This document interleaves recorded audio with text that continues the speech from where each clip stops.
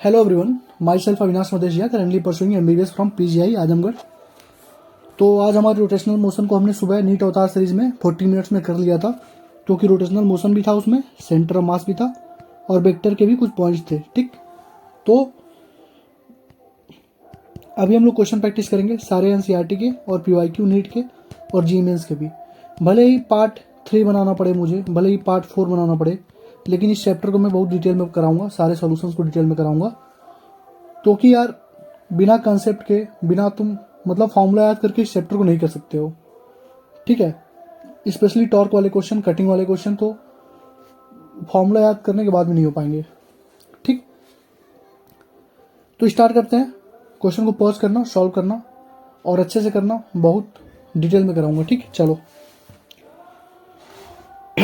Sorry, चलो check कर लेता हूँ इसको। और पीछे थोड़ा सा तुमको बैकग्राउंड में हलचल सुनाई देगी, क्योंकि कल 22 तारीख है ना, तो कीर्तन वगैरह होने जा रहा है, उसके वजह से। तो चलो करते हैं, फिर स्टार्ट करते हैं। देखो क्या लिखा पहला question, find the centre of मास। हमसे सेंटर ऑफ मास पूछ रहा है। अब द 3 पार्टिकल्स द वर्टिसेस, देखो एक इक्विलेटरल ट्रायंगल है, उसके वर्टिसेस पे 3 पार्टिकल्स हैं, 100 ग्राम है, 150 ग्राम है, 200 ग्राम है रिस्पेक्टिवली। इस side of equilateral 0.5 metre long, यानी ये भी 0.5 मीटर है, ये भी 0.5 मीटर है।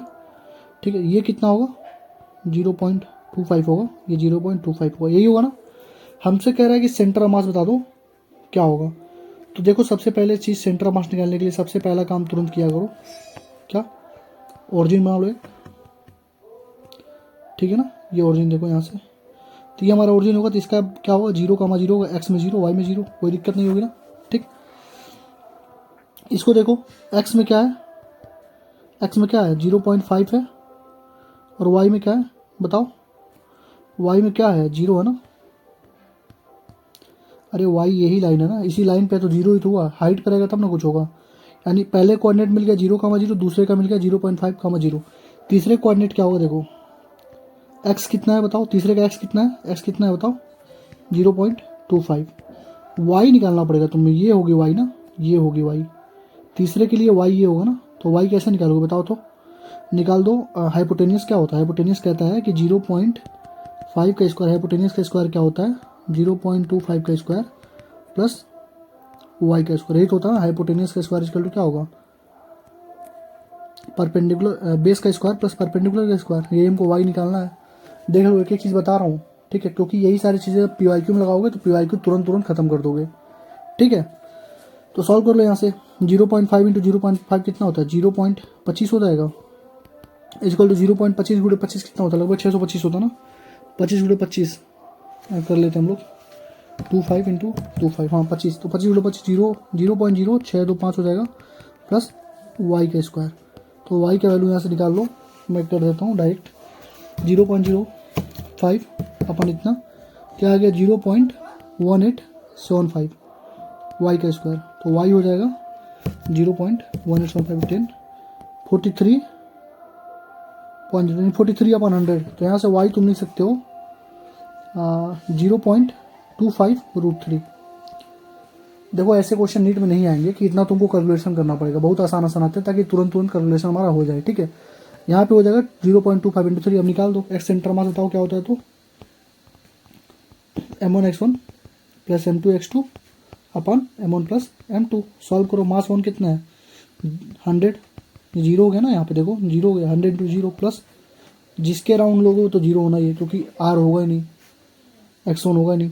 m2 कितना है, m2 है 150 ग्राम, x2 कितना है बताओ, x2 कितना है 0.5, प्लस m3 कितना है बताओ, तो 200 है, और ये कितना x3 कितना है 0.25, देखो ना 0.25, और ये हो जाएगा 0.25√3, तो 0.25 अपन m1 plus m2 plus m3 कितना हो जाएगा, अरे इसमें जोड़ दो ना, कोई दिक्कत नहीं है। 150, 200, 300, 450, तो ये हो जाएगा कितना 150 इंटू 0.5, 15 पचे 75, ये हो जाएगा 25 प्लस 200 गुणे 25 दूना 25 इंटू 2, 50 हो जाएगा ना, 50 अपन 450, ये हो जाएगा तुम्हारा 70, 50, 120, 125 अपन 450। डायरेक्ट मैं आंसर लिख रहा हूँ इसका। एक्स सेंटर मास का आंसर कितना आ रहा है 5/18, 5/18, 25 बच्चे और 25 गुणे 18 कर लो। अरे 25 गुणे 20 कितना होता है? 500, सही है। 5/18 हो गया एक्स सेंटर मास। अब तुमसे पूछेगा, अब तो निकला एक्स सेंटर मास ना, फिर से तुमको वाई सेंटर मास भी तो निकालना पड़ेगा। वाई सेंटर मास क्या निकालोगे? फिर M1 Y1 की जगह कितना रखोगे बताओ तो? 0। M2 Y2 जगह कितना रखोगे बताओ तो? फिर से 0 है ना, प्लस M3 Y3 जगह कितना रखोगे? 0.25√3। अब इसको सॉल्व कर लेना upon M1 plus M2 plus M3। I hope ये क्वेश्चन तुम्हें समझ में आ गया होगा। इतना टिपिकल क्वेश्चन एनसीईआरटी ने पूछा है, तो नीट में भी देखना कितना हलवा क्वेश्चन पूछता है, वो देखना कितना जल्दी लगेगा। ठीक है, तो हमारा आंसर हमारा आ चुका है। चलो आ जाओ। ये कह रहे हैं भाई साहब कि स्केलर प्रोडक्ट डॉट प्रोडक्ट बताओ। तो मैंने कल ही बताया था स्केलर प्रोडक्ट क्या होता है, A डॉट बी होता है, और A डॉट बी में क्या होता है, I डॉट आई क्या होता है? 1 होता है, और I क्रॉस I क्या होता है? 0 होता है। ये बताया था ना, देख लो यहाँ पे, देख लो यहाँ पे सब दिखाते हुए चलूँगा। देखो I डॉट आई क्या होता है? 1 होता है, और I डॉट जी 0 होता है, और I क्रॉस I क्या होता है? 0 होता है यहाँ पे। ठीक, सॉल्व करो। तो A डॉट बी कितना हो जाएगा? 3i cap minus 4j cap plus 5k cap dot minus 2i cap plus j cap minus 3k cap, यही है ना। तो देखो 3i cap into minus 2i cap कितना होगा? माइनस 6i कैप होगा, यही होगा ना। आई कैप इंटू आई कैप 1 लिख सकते हो, कोई दिक्कत नहीं है, लेकिन आंसर देख लो, आंसर देख लेता हूँ किसमें दिया। आंसर हमारा कैप में दिया, तो कैप में रहने देते हैं, कोई दिक्कत नहीं है। और देखो आई डॉट जे करोगे 0 हो जाएगा, आई डॉट के करोगे 0, उसका कोई मतलब नहीं है। तो सिंपल सा डॉट प्रोडक्ट में क्या करते हैं, जिसका जिसके साथ है उतना आई के साथ, जे का जे के साथ, के का के साथ मल्टीप्लाई करके लिख देते हैं डॉट प्रोडक्ट, बाकी सब तो 0 हो जाता है। तो ये देखो माइनस 4j कैप प्लस जे कैप कितना होगा? माइनस 4j कैप होगा, देख लो माइनस 4j कैप, और प्लस जे कैप क्या होगा? माइनस प्लस माइनस ही होगा, प्लस 5 यानी माइनस 15 के कैप। ये हमारा डॉट प्रोडक्ट हो गया। तो डॉट प्रोडक्ट में क्या होगा? आई डॉट आई 1 होता है, तो ये हमारा पूरा 1 हो जाएगा, ये पूरा 1 यानी कि आई डॉट आई 1 हो जाएगा ना, आई कैप जे कैप के कैप 1 हो जाएगा। -6 -4 -15 -25, पहले का आंसर -25 सही है।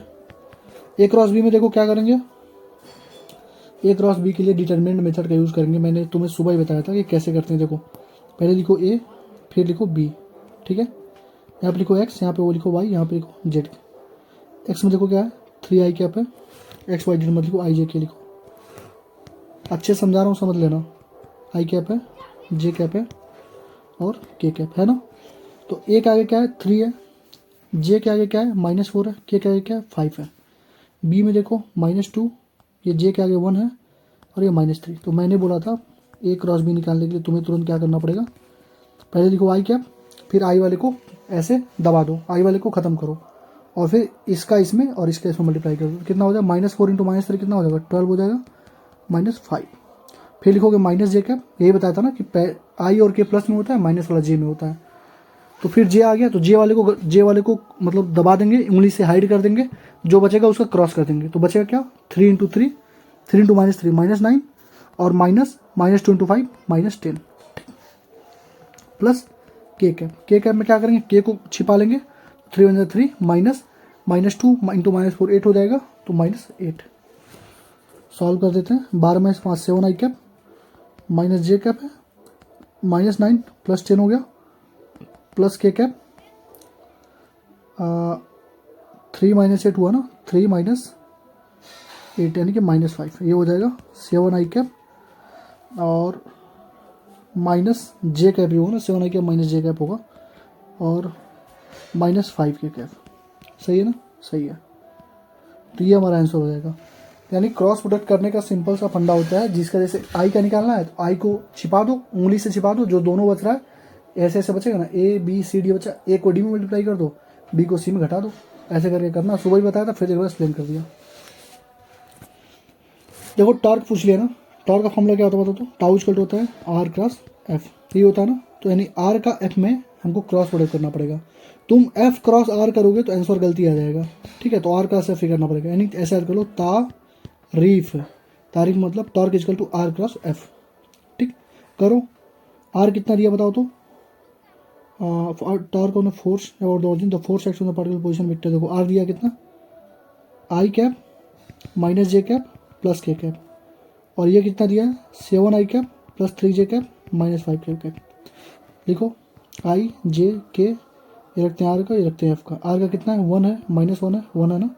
आर का देखो आई के आगे 1 है, माइनस जे का माइनस 1 होगा, और फोर्स के आगे 7 है, 3 है, माइनस 5, यही है ना।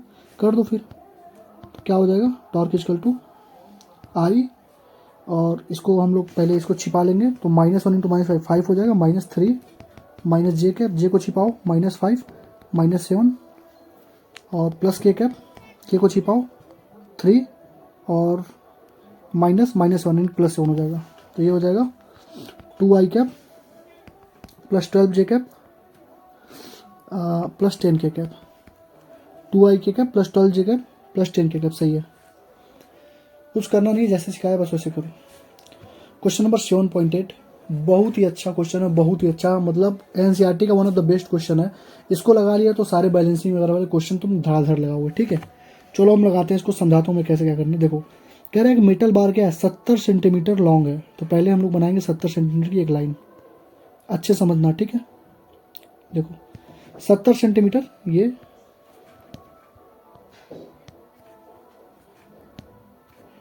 ये कितना है 70 सेंटीमीटर लाइन है।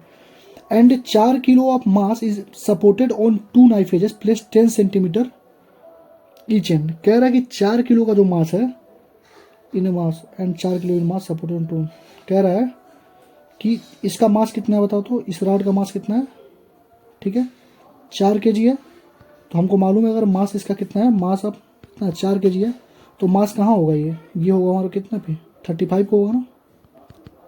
अरे आधे पर तो होगा, सेंटर मास कहाँ होगा, सेंटर मास उसका 35 होगा, 35 पर ही मास होगा, वो कितना है 4 kg। ठीक है, और on knife edges plus 10 centimetre from edge, यानी कि यहाँ से 10 सेंटीमीटर इधर एक नाइफ एज यहाँ पे है, यहाँ से 10 सेंटीमीटर इधर एक नाइफ एज यहाँ पे, यही हमारा क्वेश्चन में लिखा है ना, यही लिखा हुआ। ठीक है, ये 6 kg load is suspended at 30 centimetre from one end. कह रहा है कि एक लोड को यहाँ से एक हमने 6 kg को मास को सस्पेंड कर दिया, कहाँ से कहाँ तक, यहाँ से 30 सेंटीमीटर पे, और हमसे पूछ रहा है कि रिएक्शंस बता दो नाइफ पे। तो एक चीज़ याद रखना, टॉर्क को कैसे बैलेंस करते हैं। टॉर्क जो क्लॉकवाइज होता है वो टॉर्क एंटी क्लॉकवाइज के बराबर होता है। ठीक है, और तुम टॉर्क किसी के अराउंड भी बैलेंस कर सकते हो। तो देखो पीला कलर यूज करता हूँ, देखो इस नाइफ की वजह से रिएक्शन यहाँ लगेगा N2, इसके वजह से रिएक्शन लगेगा N1, कोई दिक्कत यहाँ तक, कोई दिक्कत नहीं होगी। ठीक, इसके वजह से नीचे लगेगा 6G,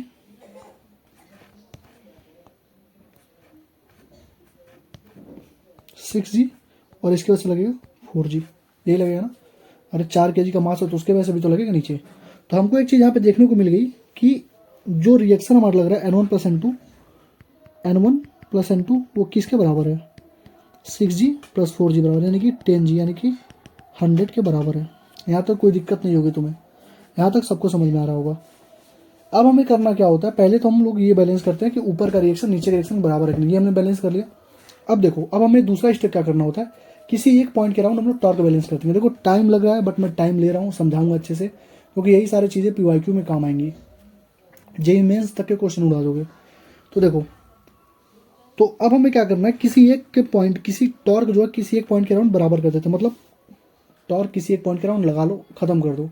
उसी ऑरिजिन के अराउंड लगाओगे तो वहाँ से, जैसे मान लो हमारा लाइन है, यहाँ से पूछ लिया तुमने, यहाँ पे मास रखा था मान लो 50 kg का, तो यहाँ पे टॉर्क क्या हो जाएगा, 0 हो जाएगा ना, क्योंकि मान लो 50 × G नीचे आया, लेकिन रेडियस कहाँ है, डिस्टेंस कहाँ है, खत्म हो गया ना, टॉर्क 0 हो जाएगा। जिसके पॉइंट के अराउंड निकालो उसका टॉर्क 0, क्योंकि डिस्टेंस ही नहीं बचता है।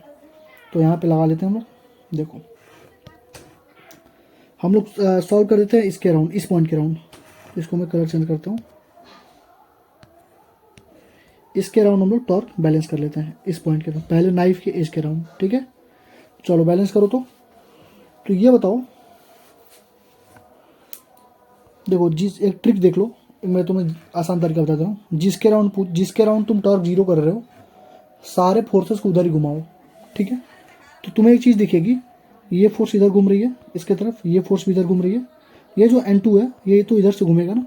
देखो N2 क्या चाहेगा, N2 चाहेगा कि इसको, N2 जैसे हमारा ये है ना, जैसे हमारा ऐसे था ना रॉड, तो N2 ऊपर लगा, तो N2 चाहेगा क्या, इसको ऐसे घुमा दे। ठीक, और देखो नीचे हमारा ऐसे था, तो 4G चाहेगा इसको ऐसे घुमा दे, 6G चाहेगा इसको ऐसे घुमा दे, ठीक है। तो 2 नीचे घुमाना चाहेगा, एक ऊपर घुमाना चाहेगा, ठीक है। तो हमने क्या बोला कि torque clockwise torque anti clockwise के बराबर होता है, यानी कि टॉर्क जो होगा 6G का plus torque due to 4G बराबर होगा टॉर्क ड्यू टू N2 के। तो बस वही निकालो, टॉर्क का फॉर्मूला लगाओ, तो टॉर्क का फॉर्मूला होता है RF, ठीक है। तो पहले निकालते हैं हम लोग 6G की वजह से कितना होगा, यानी कि torque clockwise equal to torque anti clockwise. तो टॉर्क क्लॉकवाइज के 6G की वजह से कितना होगा, फोर्स कितना बताओ 6G। डिस्टेंस देखो कितना है ये 6G से इसका डिस्टेंस कितना बताओ, तो 6G कितने पे था, 30 पे था ना, टोटल 30 पे था ना, और 10 सेंटीमीटर ये इधर से है, तो 30 - 10 यानी कि 20। कोई दिक्कत यहाँ तक तो नहीं होगी। प्लस क्लॉकवाइज ये भी है 4G इंटू 4G देखो कहाँ पे है, टोटल कहाँ पे था 35 पे था, 35 पे था ना, टोटल था 35 पे, और 10 यहाँ से यानी 25 हो जाएगा, यानी कि ये 25 इज इक्वल टू N2 कितना है, N2 हमको निकालना है, इंटू N2 का डिस्टेंस कहाँ यहाँ से कितना होगा बताओ, तो देखो टोटल था 70 ना, टोटल था 70, तो 10 ये पहले से इधर है, यानी कि 60 हो गया, यानी 60 से और 10 इधर, यानी 70 में से 20 जा 50 हो जाएगी। यहाँ तक तुम्हें ये दूसरा इक्वेशन बन गया, पहला हमारा तैयार था। अब इसको हम सॉल्व करेंगे। देखो ये हो जाएगा 120G plus 100G is equal to 50 into N2। ये हो जाएगा 120 और 100 कितना, 220 गुणे 10/50 इज इक्वल टू N2, 0 0 खत्म, तो बचेगा 5 चौको 44, यानी N2 आ गया हमारे पास कितना 44, यानी कि N2 का जो रिएक्शन होगा 44 होगा। और हमको मालूम है कि N1 plus N2 is equal to कितना है 10G यानी 100 है। तो N1 क्या हो जाएगा हमारे पास 100 माइनस 44 यानी कि कितना हो जाएगा 56। इतने न्यूटन का रिएक्शन ये देगा और इतने न्यूटन का रिएक्शन ये देगा। समझ में आ गया? बहुत ही उम्दा क्वेश्चन था, सारा कंसेप्ट तुम्हारा यहाँ पे क्लियर हो गया होगा। मैं यहाँ पे लिख दे रहा हूँ, खुद से भी प्रैक्टिस करना इस क्वेश्चन को, बहुत ही अच्छा क्वेश्चन है, ठीक है। तो ये इंपॉर्टेंट क्वेश्चन है, ठीक है। चलो आ जाओ क्वेश्चन नंबर 7.9 पे। देखो 4 ही क्वेश्चन करने में, 3 ही क्वेश्चन करने में हमको 17 मिनट लग गए, क्योंकि मैं एक्सप्लेन करते हुए चल रहा हूँ, ठीक है। चलो 7.9 देखो, 7.9 को करने के लिए तुम्हें कंसेप्ट आना चाहिए। देखो 7.9 में क्या है, एक 3 मीटर का लॉन्ग लैडर है, weighing 20 kg, leans on a frictionless wall, feet rest on the wall 1 metre from the wall. देखो ये दीवार है, यहाँ से 1 मीटर पे एक सीढ़ी हमारी है, ठीक है। ये सीढ़ी है, सीढ़ी की लेंथ कितनी है 3 मीटर। कोई दिक्कत यहाँ तक, कोई दिक्कत नहीं होगी। कह रहा है find the reaction forces on the wall and floor. तो सबसे पहले देखो रिएक्शन फोर्सेज कहाँ कहाँ लगेंगी। ये तुम अगर एनएलएम वगैरह तुमने पढ़ा होगा, तुम्हें चीज़ें समझ में आ रही होंगी, क्योंकि एनएलएम में ही फोर्सेज वगैरह निकालते हैं, और एनएलएम से ही लोग देख लेंगे कि मतलब कहाँ कहाँ कौन से फोर्सेज लगते हैं। फ्री बॉडी डायग्राम तुमको बेसिकली बनाना होता है, तो देखो बनाते हैं इसके फ्री बॉडी डायग्राम। देखो एक पॉइंट यहाँ पे कंटेक्ट में, तो N2 लगेगा यहाँ पे, एक पॉइंट यहाँ पे कंटेक्ट है तो N1 लगेगा यहाँ पे। कोई दिक्कत नहीं होगी। ये सीढ़ी यहीं पे फिक्स है, यानी रुकी हुई है, सड़क के नीचे गिर नहीं रही है। इसका मतलब यहाँ पे क्या लग रहा है, फ्रिक्शन लग रहा है, तभी तो रुकी हुई है ना। फ्रिक्शन नहीं लगता तो नहीं जाता। तो देखो N2 का डायरेक्शन इधर है, फ्रिक्शन का डायरेक्शन इधर है, यानी N2 किसके बराबर होगी, N2 हमारा हो गया फ्रिक्शन के बराबर। कोई दिक्कत। और N1 जो हमारा हो गया, ये 3 का कुछ वेट भी तो नीचे होगा। ये देखो 3 का वेट एक नीचे लगाओ W, तो 3 का वेट यहाँ पर W, यानी कि N1 हमारा हो गया क्या W। तो सबसे पहले N1 हमारा क्या हो जाएगा, N1 का वैल्यू W निकालोगे तो N1 इक्वल टू कितना हो जाएगा 3G। तो N1 तो हमारा निकल जाएगा यहीं से, N1 निकल गया, N2 हमको निकालना पड़ेगा। तो सबसे पहले चीज़ N1 इक्वल टू कितना लिखे, N1 इक्वल टू 3G। तो टॉर्क अगर निकालोगे तो टॉर्क से हो जाएगा N1 इक्वल टू, N1 कितना है, N1 3G थोड़ी ना, 3 मीटर लॉन्ग है, तो N1 कितना देखो 20, तो N1 कितना वेट के बराबर 20 kg का है, तो 20 इंटू जी यानी 200 न्यूटन N1 हो गया हमारे पास। ये तो छोड़ दो N1 को। मेन चीज़ आती है N2 कैसे निकालोगे। तो देखो N2 निकालने के लिए बहुत लेंदी कैलकुलेशन होगा ये, और ये क्वेश्चन तुम्हारे नीट में अगर आएगा तो डायरेक्ट यही उठ के आएगा। तो तुम चाहो तो इसका आंसर भी याद रख सकते हो, यहाँ ऐसे ऐसे करने पर इतना आंसर आया था, नहीं तो कोई दिक्कत नहीं है। देखो इस पॉइंट के अराउंड हम लोग टॉर्क को बैलेंस करते हैं, ठीक है। टॉर्क देखो बैलेंस करोगे तो W इधर आ रहा है, तो लिखोगे क्या W। और तुम हमेशा याद रखना कि अगर ये 1 मीटर है, अगर ये 1 मीटर है, हमको मालूम है टाउ इक्वल टू क्या होता है, आर का एफ होता है, और ये जो आर होता है ना वो परपेंडिकुलर डिस्टेंस होता है। ऐसा नहीं कि नॉर्मल कहीं से डिस्टेंस, वो परपेंडिकुलर डिस्टेंस ही होता है। तो ये बताओ इसका परपेंडिकुलर डिस्टेंस कहाँ होगा, ये 0.5 होगा, ये 0.5 होगा, बचेगा ये हमारा। तो ये हमारा थीटा अगर होगा, ठीक है, तो ये थीटा, तो डब्लू हमारा हो जाएगा कितना, डब्लू 1.5, डब्लू 1.5, हाँ जाओ बंद कर दो। तो देखो डब्लू हो जाएगा 1.5 कॉस थीटा, डब्लू हमारा कितना हो जाएगा 1.5 थीटा कॉस थीटा। तो 0.5, ये 3 सेंटीमीटर है, तो ये 3 मीटर है, तो ये कितना होगा 1.5 हो जाएगा, डब्लू हो जाएगा 1.5 कॉस थीटा। ठीक है, उसके बाद ये 3 मीटर पूरा है, तो 3 इंटू N2, और ये थीटा और थीटा तो इधर से जाएगा, तो ये साइन थीटा अपन थीटा से, ये क्या हो जाएगा साइन थीटा। तो यहाँ से क्या लिखोगे 1.5 इंटू डब्लू कितना है बताओ, तो 20 into g into cos theta is equal to 3 into sine theta. तो यहाँ से साइन थीटा अपन कॉस थीटा होता है कितना 10 थीटा, लेकिन कॉस थीटा अपन 10 थीटा कितना हो जाएगा, तो N2 हो जाएगा हमारे पास कितना 20 गुणे 300, 300 अपन 3 यानी कि 100 कॉट थीटा। तो N2 इक्वल टू 1 प्लस हो जाएगा 100 cot theta, N2 equal to हो जाएगा 100 कॉट थीटा। और कॉट थीटा का वैल्यू यहाँ से निकालोगे तुम ग्राफ से, यहाँ से निकाल लो कॉट थीटा का वैल्यू। कॉट थीटा का वैल्यू क्या होगा, ये थीटा है, तो साइन कॉस 10 होता है कॉट थीटा। तो कॉट थीटा का वैल्यू यहाँ से हो जाएगा 101 हो जाएगा ना कॉट थीटा का वैल्यू, कॉट थीटा, रुको मैं देख लेता हूँ कॉट थीटा का वैल्यू 1 ही होना चाहिए, कॉट थीटा का वैल्यू मैं देख लेता हूँ। तो N2 equal to 100 cot theta का वैल्यू मैंने लिखा ही नहीं है क्या,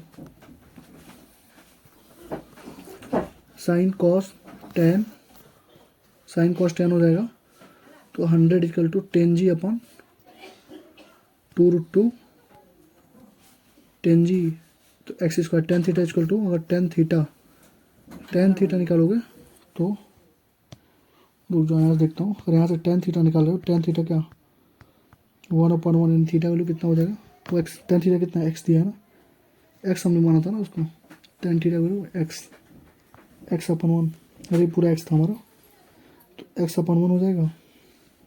तो आंसर इसका कितना दिया है, x square plus 1 square equal to 3 का स्क्वायर ही तो होगा ना, तो एक्स स्क्वायर इक्वल टू कितना हो जाएगा 8 हो जाएगा, एक्स वैल्यू कितना हो जाएगा 2√2 हो जाएगा। तो 100 कॉट थीटा, तो 10G इसको लिख सकते हो 100 कॉट थीटा, यानी 1/10 को तो बोलते हैं कॉट थीटा, 1/10 को कॉट थीटा 1/2√2, इसको सॉल्व कर लो। तो 100/2√2 कितना हो जाएगा, इसको भी √2 से मल्टीप्लाई कर लो, नीचे भी √2 से मल्टीप्लाई कर लो, तो हो जाएगा 100√2 सॉरी, और 2⁴ 25√2 इसका आंसर,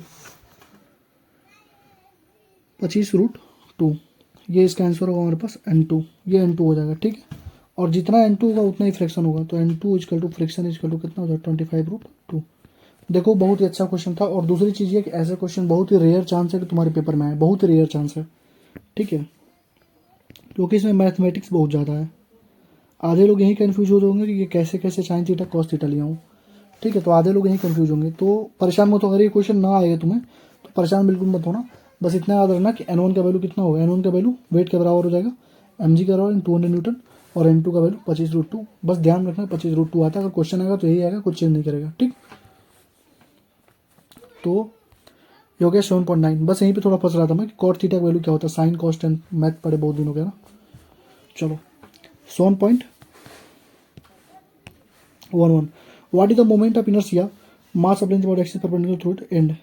देखो एक रॉड है, उसका मैंने बोला था कि 20 से पूछेगा तो ml²/12, सेंटर से पूछे एंड से पूछेगा तो ml²/3, तो 7.11 का ml²/3 हो जाएगा। एंड से पूछा ना, देखो एंड से पूछा है। ठीक है, what is the moment of inertia of ring about tangent to the circle of the ring, ये बताओ। ये हमारा सर्कल है, ठीक है, हमसे कह रहा है कि अबाउट टेंजेंट बताओ, यहाँ पे ये टेंजेंट है ना, ऐसे टेंजेंट ड्रा करते हैं ना, तो टेंजेंट बताओ, तो हमको मालूम है, बताओ यहाँ से क्या होती है, तुम खुद बताओ, कल ही बता देना कि सेंटर से क्या होती है, बताओ। रिंग का सेंटर से क्या होता है, एम आर स्क्वायर होता है ना, और ये डिस्टेंस ही तो आ रहा है।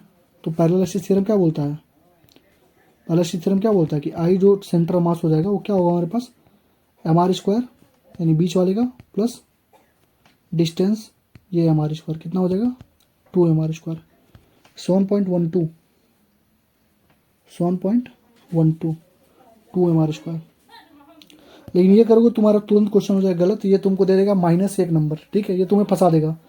ये 2 एम आर स्क्वायर होगा ही नहीं, क्यों नहीं होगा, क्योंकि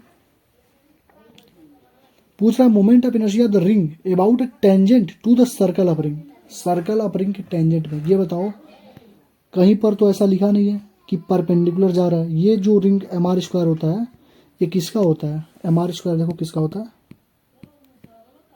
ये देखो ये होता है about an axis perpendicular to the plane and passing through the centre. ये सेंटर से पास करता है और परपेंडिकुलर होता है। और यहाँ पे क्या दिया है, यहाँ पे देखो क्या दिया है, यहाँ पे देखो क्या दिया है, दिया है about tangent to the circle of ring, ठीक है।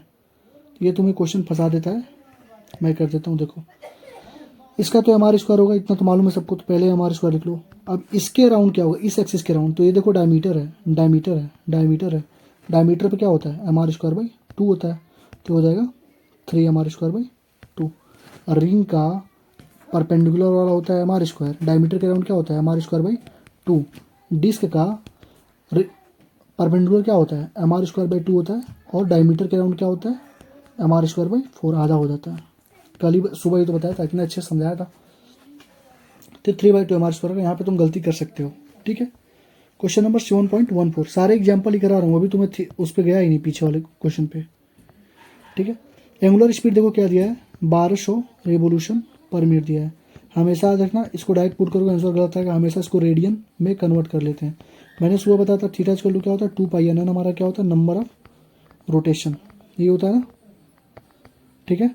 तो पहले 1200 आरपीएम को कन्वर्ट कर लो किसमें, तो 1200 2πn, तो थीटा का फॉर्मूला ये होता है ना 2πn होता है, तो निकल क्या हो जाएगा थीटा अपन 2π हो जाएगा।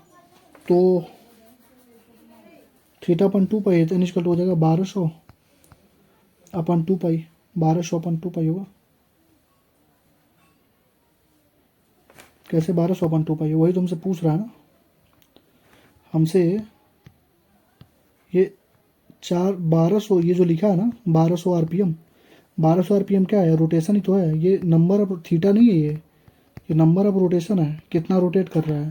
तो हमको मालूम है थीटा क्या होता है 2πn, लगाते हैं 2π इंटू नंबर ऑफ रोटेशन कितना है 1200, और ये आ जाएगा रेडियन में, आंसर आ जाएगा रेडियन में। पूछा है रेवोल्यूशन पर मिनट, यहाँ देखो क्या लिखा है, तो अच्छे से करता हूँ, क्या लिखा है रेवोल्यूशन पर मिनट है, तो कन्वर्ट करो इसको सेकंड में 560।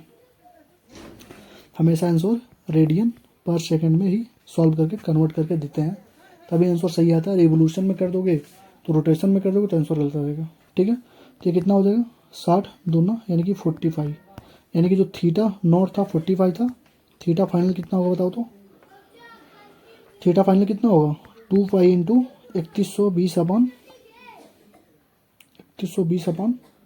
60, शून्य से शून्य कटा, और 6×5 बचा 1 2 6 2 12, 52 दूना 104 पाई। हमसे पूछ रहा है what is the angular acceleration, तो अगर तुमसे एक्सेलरेशन कोई पूछता, नॉर्मल एक्सेलरेशन पूछता तो क्या लिखते तुम, डेल्टा भी अपन टी लिखते। कोई अल्फा पूछ दिया तो क्या लिखोगे डेल्टा ओमेगा अपन टी, यही तो होगा ना। डेल्टा ओमेगा यहाँ से निकाल लो, ओमेगा को वैल्यू देखो कितना दिया, अल्फा फाइनल 104, थीटा तो 40 पाई तो होगा नहीं, तो ओमेगा थीटा रोटेशन, थीटा निकल गया ना, थीटा हमारा 1200, theta number rotation 2πn।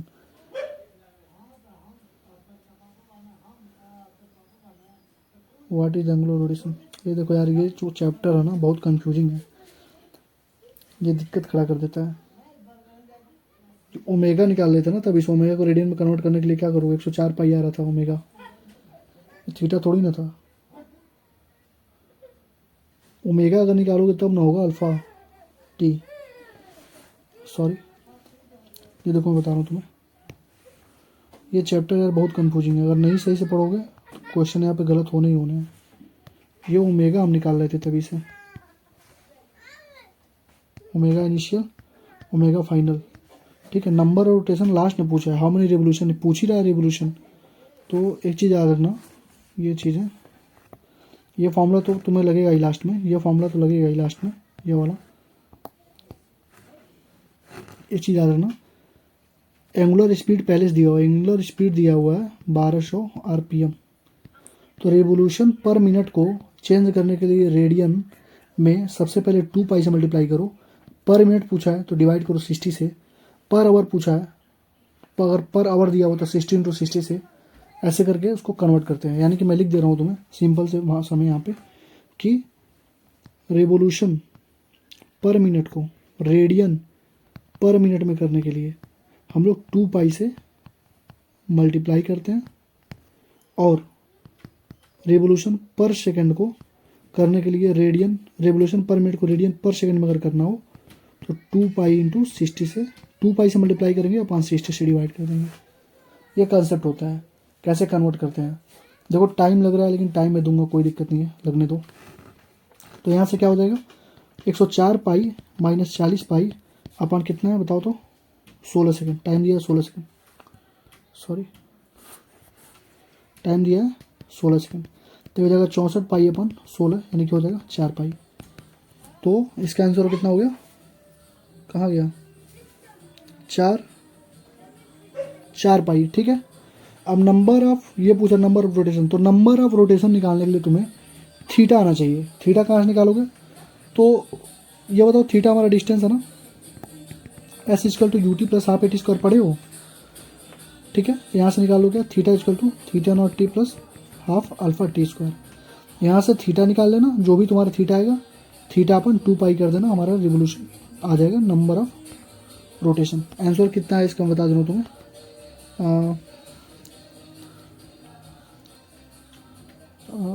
Answer तो दिया ही नहीं है,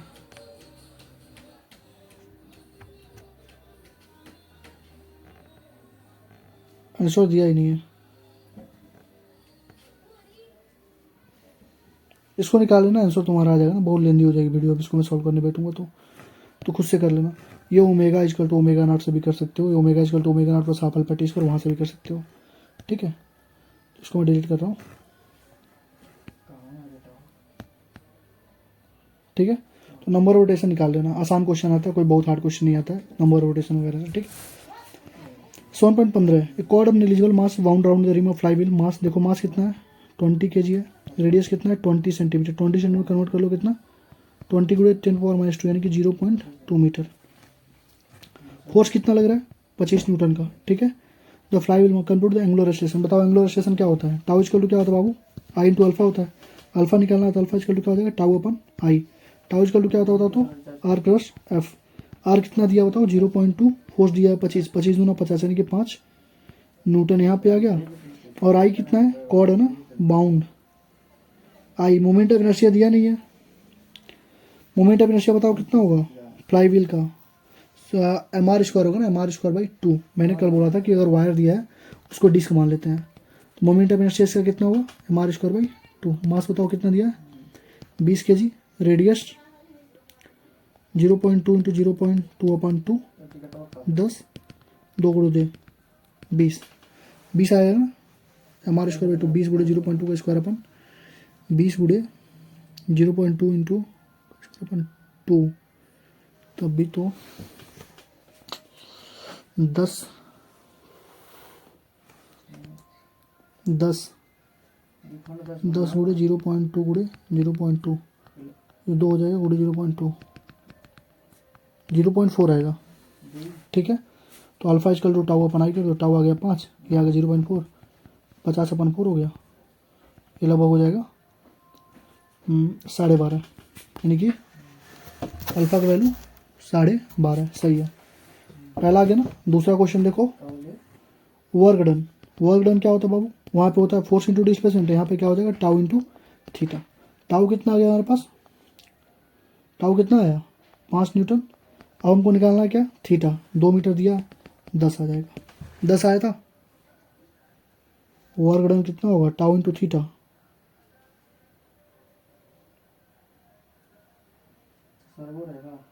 वर्क डन बाई पुल पूछ रहा है ना, फोर्स इंटू डिस्प्लेसमेंट सीधे निकालो। फोर्स कितना है, फोर्स कितना दिया बताओ, 25 गुणे 2 50 आएगा।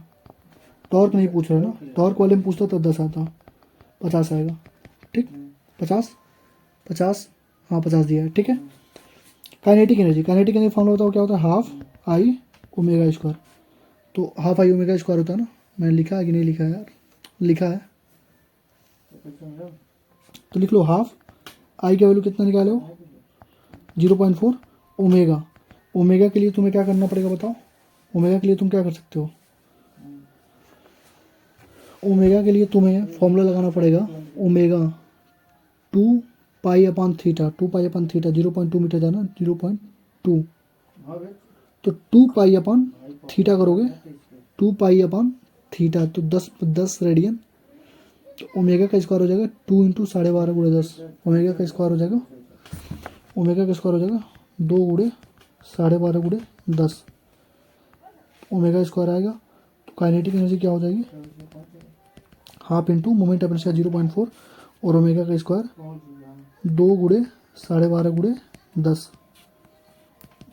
तो 200 से खत्म, 125 125 4 50 आ रहा है क्या, 50 जूल सही है। बस देखो ये क्वेश्चन बहुत अच्छा क्वेश्चन था, बस तुम्हें ओमेगा स्क्वायर निकालना आना चाहिए था। ओमेगा स्क्वायर अगर निकाल लोगे तो आंसर आ जाएगा, नहीं निकाल पाओगे तो फंस जाओगे। ठीक है, चलो 17.6 ये क्वेश्चन देखो, कह रहा है कि रिंग है, सॉलिड स्फीयर है और एक सॉलिड सिलेंडर है। तो कह रहा है सॉलिड सिलेंडर को, सॉलिड सिलेंडर क्या बोलता है, डिस्क ही तो होता है, होलो सिलेंडर होता है रिंग, सॉलिड सिलेंडर डिस्क। कह रहा है कि radii the red body equal to which of the following ground maximum. कह रहा है ग्राउंड पे सबसे वेलोसिटी से कौन गिरेगा, तो भैया जिसकी एक्सीलरेशन ज़्यादा होगी उसकी वेलोसिटी ज़्यादा होगी। और एक्सीलरेशन मैंने क्या बताया, श्री देवी हीरा रिंग, यानी सॉलिड स्फीयर की सबसे ज़्यादा होगी, फिर डिस्क की होगी, फिर होलो स्फीयर की होगी। ठीक है, और फिर रिंग की। और डिस्क हमारा क्या होता है, सॉलिड सिलेंडर होता है। तो यहाँ से कर ले जाओगे आराम से। ठीक है, देखो अब एनसीईआरटी पे आ गए। सेंटर मास बता दो स्फीयर का।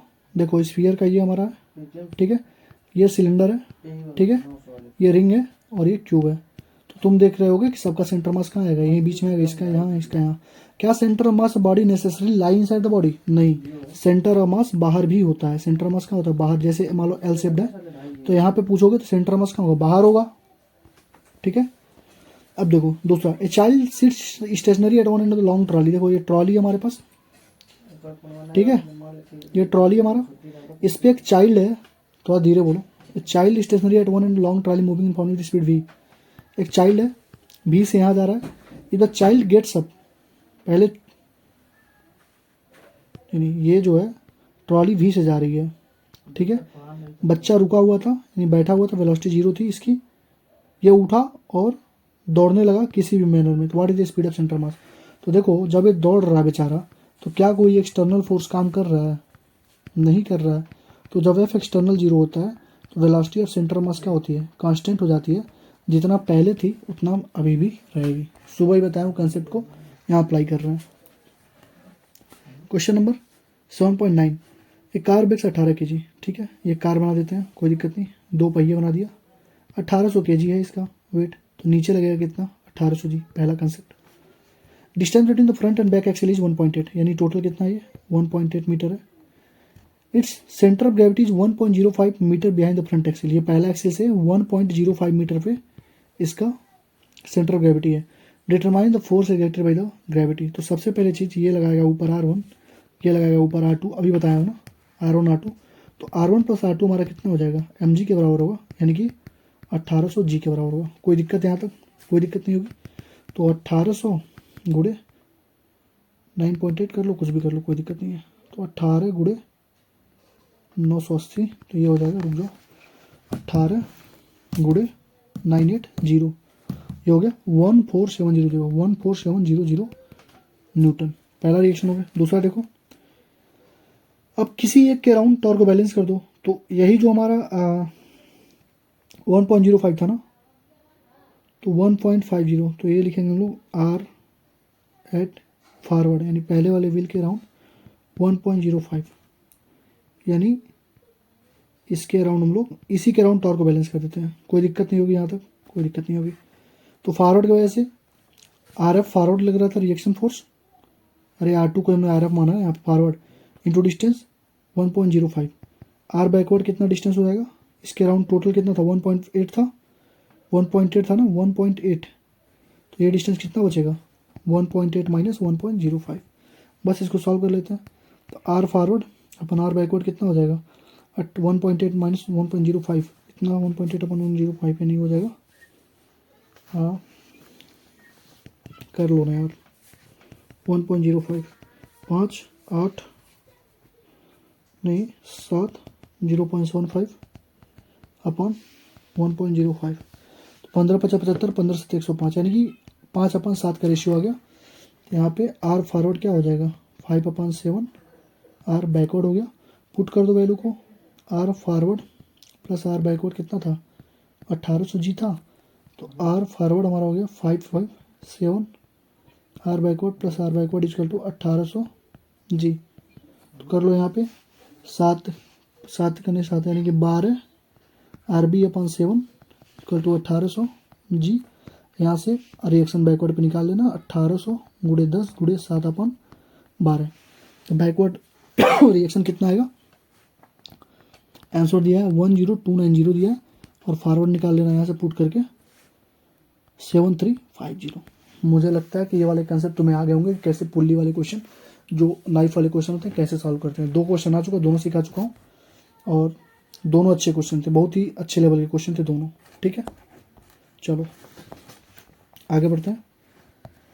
Moment of inertia of sphere, देखो एक स्फीयर दिया हमारे पास, कह रहा है moment of inertia on diameter इतना, यहाँ पे पूछ रहा है, इस टेंजेंट पे पूछ रहा है, तो ये बताओ डायमीटर का अराउंड कितना होता है, बताओ तो 2/5 एम आर स्क्वायर होता है, और ये कितना होगा प्लस एम आर स्क्वायर, तो इसके अराउंड कितना हो जाएगा 7/5 एम आर स्क्वायर, कोई दिक्कत नहीं होगी।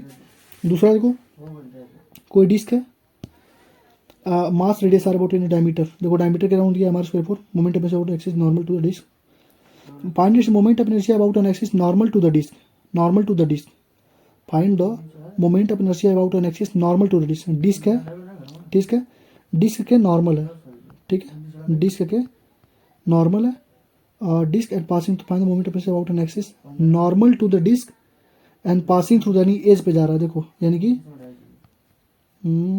यहाँ पे पूछ रहा है, नॉर्मल पूछ रहा है और एज पे जा रहा है किनारे पे, तो ये बताओ ये भी परपेंडिकुलर होता है ना, तो परपेंडिकुलर कितना होता है बताओ तो, डिस्क का परपेंडिकुलर कितना होता है एम आर स्क्वायर बाई 2 होता है, और ए प्लस एम आर स्क्वायर कितना हो जाएगा बताओ तो 3/2 एम आर स्क्वायर।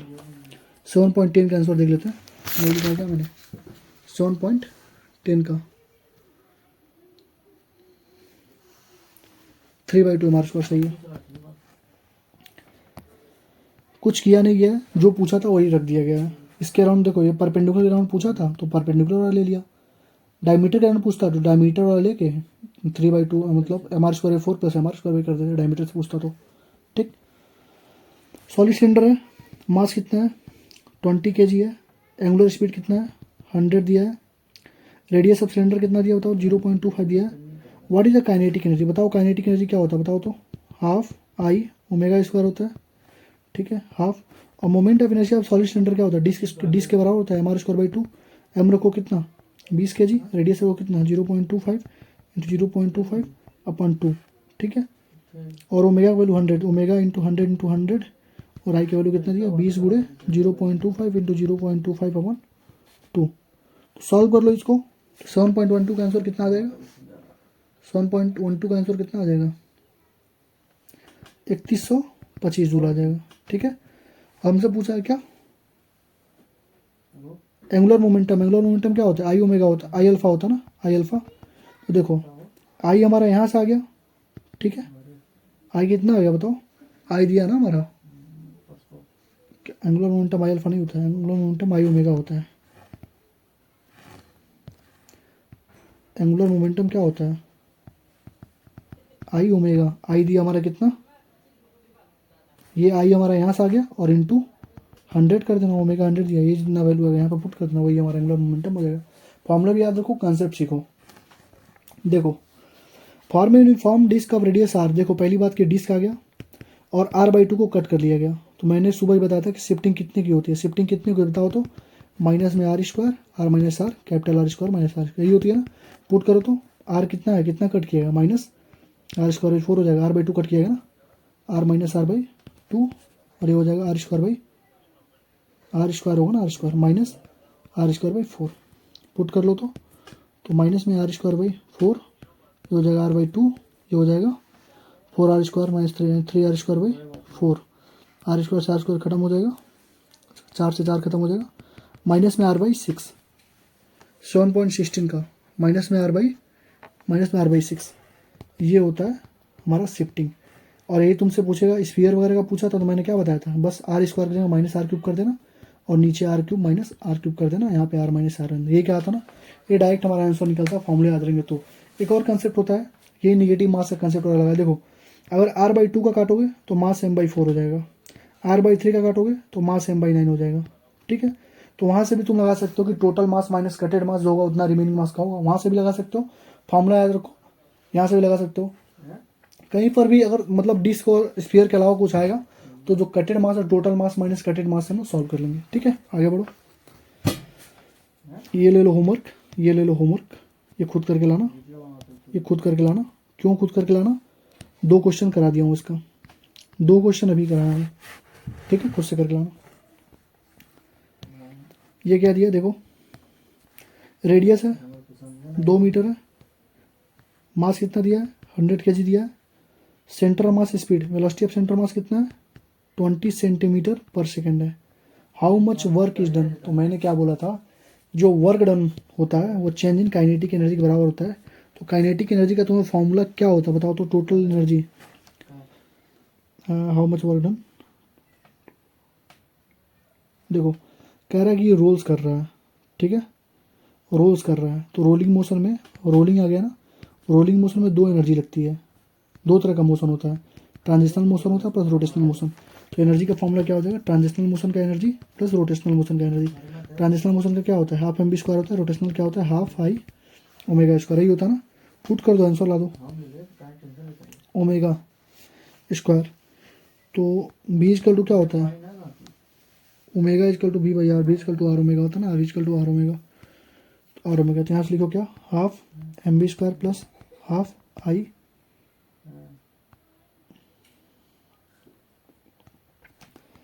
ओमेगा की जगह रख दो v/r, v²/r², यही होगा ना, हाफ वेलोसिटी। इसका वैल्यू आंसर कितना दिया, आंसर कितना दिया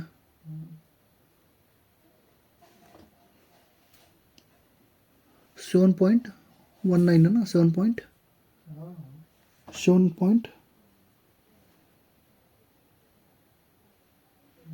कहाँ लिखा है 7.19 का 4 जूल। सॉल्व कर लो, देखो आई का वैल्यू कितना होगा बताओ तो, mr², तो हाफ mr² इंटू v² अपन r² से r² खत्म हो गया, ये भी बचा हाफ mv², यानी क्या हो जाएगा half mv² plus half mv², कितना हो गया mv²। तो mv² हमारा काइनेटिक एनर्जी होगा, तो मास कितना दिया बाबू 100 और वेलोसिटी दिया 20 सेंटीमीटर है, तो मीटर में कन्वर्ट कर लो 0.2 का स्क्वायर, 100 इंटू 0.04 यानी कि 4 जूल। ये हमारा आंसर हो गया, इंपॉर्टेंट क्वेश्चन है, ठीक है।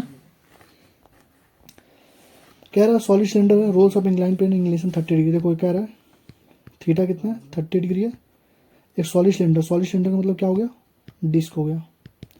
Roles up an incline plane of angle inclination 30 at the bottom of the incline plane the centre of mass cylinder speed of, यहाँ से स्पीड कितनी आ रही है, यहाँ से ऊपर चढ़ रहा है वो 5 मीटर पर सेकेंड से।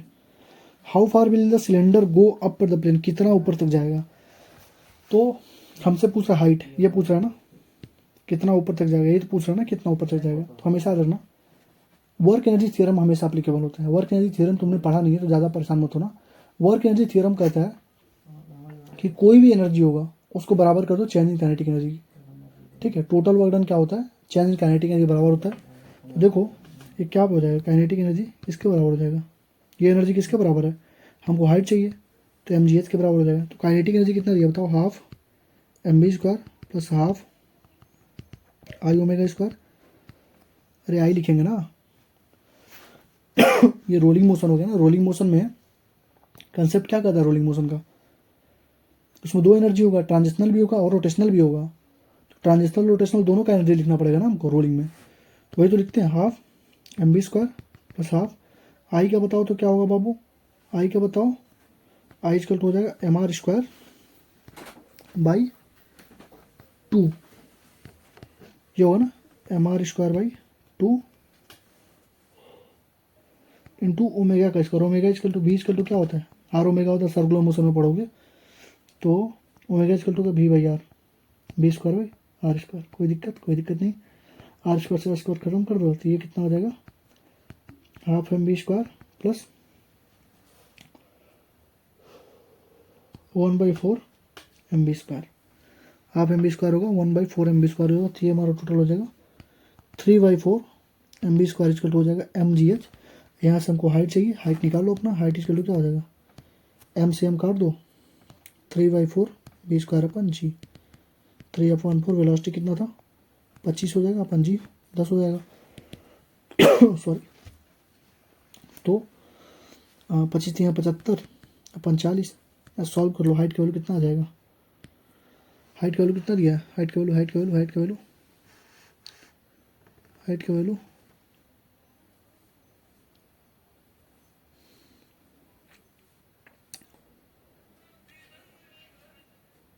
1 कहाँ लिखा है यार, 7.21 का 1.913 आ जाएगा। ठीक है, सॉरी। तो ये आ गया हमारे पास 7.21 का। हमसे पूछा टाइम, हाउ लॉन्ग, कितना टाइम लगेगा उसको रिटर्न होने में। तो टाइम का फॉर्मूला तुम्हें लिखवाया था मैंने, वहाँ से पुट करके अपना आंसर ला देना। ठीक है, चलो अब आते हैं PYQ पे। ये सारे थे एनसीईआरटी के। एनसीईआरटी क्वेश्चन करने में हमको लगभग 50 मिनट लग गए, क्योंकि सारे कॉन्सेप्चुअल क्वेश्चन थे, सारे अच्छे क्वेश्चन थे। अगर इन क्वेश्चंस को तुमने कर लिया अच्छे तरीके से, अच्छे तुमने उसको प्रैक्टिस कर लिया ऊपर वाले क्वेश्चंस को, तो PYQ में तुम्हारे टाइम नहीं लगेंगे। स्टार्ट करते हैं, चलो। 2 particle mass 5 kg 10 kg respectively R test 1 and, देखो 1 मीटर का लेंथ है, ये 5 kg है, 10 kg 1 मीटर का लेंथ है। सेंटर मास ऑफ सिस्टम पर 5 kg, यहाँ से सेंटर मास पूछ रहा था, ये तो 0 0 खत्म हो गया। तो सेंटर मास क्या होता है बाबू, m1x1 प्लस m2x2 अपन m1 प्लस m2। m1x1 तो खत्म ना, क्योंकि x1 का वैल्यू 0 खत्म, तो m2 कितना बचेगा 10 गुणे 1 अपन m1 प्लस m2 कितना है बताओ, m1 प्लस m2 कितना है, m1 प्लस m2 कितना, 5 10 15 हो गया, 10 अपन 15 मीटर। हमको चाहिए सेंटीमीटर में, तो 10 अपन 15 गुणे 100 कर दो, ये होगा 10 अपन 15 यानी कि 2/3 यानी कि 200/3 यानी कि 67 सेंटीमीटर। पहले का सी, ठीक है। दूसरे का देखो, होमवर्क ले लो करो, वही सेम क्वेश्चन है, सेम क्वेश्चन में सेंटर मास पूछा है। तीसरा बताता हूँ मैं,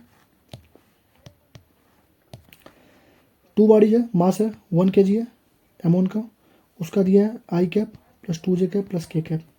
दूसरा है 3 kg का, उसका दिया है -3i cap minus 2j cap plus k cap. Centre mass तो निकालो ना, नेट सेंटर मास लिख लो, ऐसे लिख जाओ, सेंटर मास सीधे लिख लो। क्या होता है बाबू, m1x1 प्लस m2x2 अपान m1 प्लस m2, कोई दिक्कत नहीं होगी।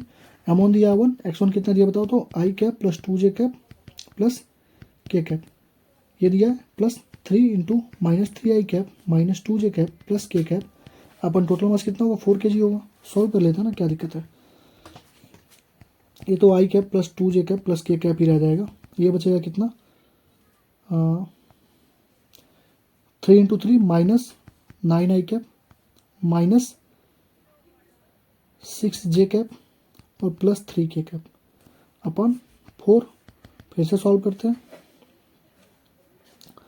आई cap minus 9a cap minus 8i cap 2j cap minus 6j cap minus 4j cap plus k cap plus 4k cap अपन 4। तो ये हो जाएगा कितना -2i cap minus j cap plus k cap.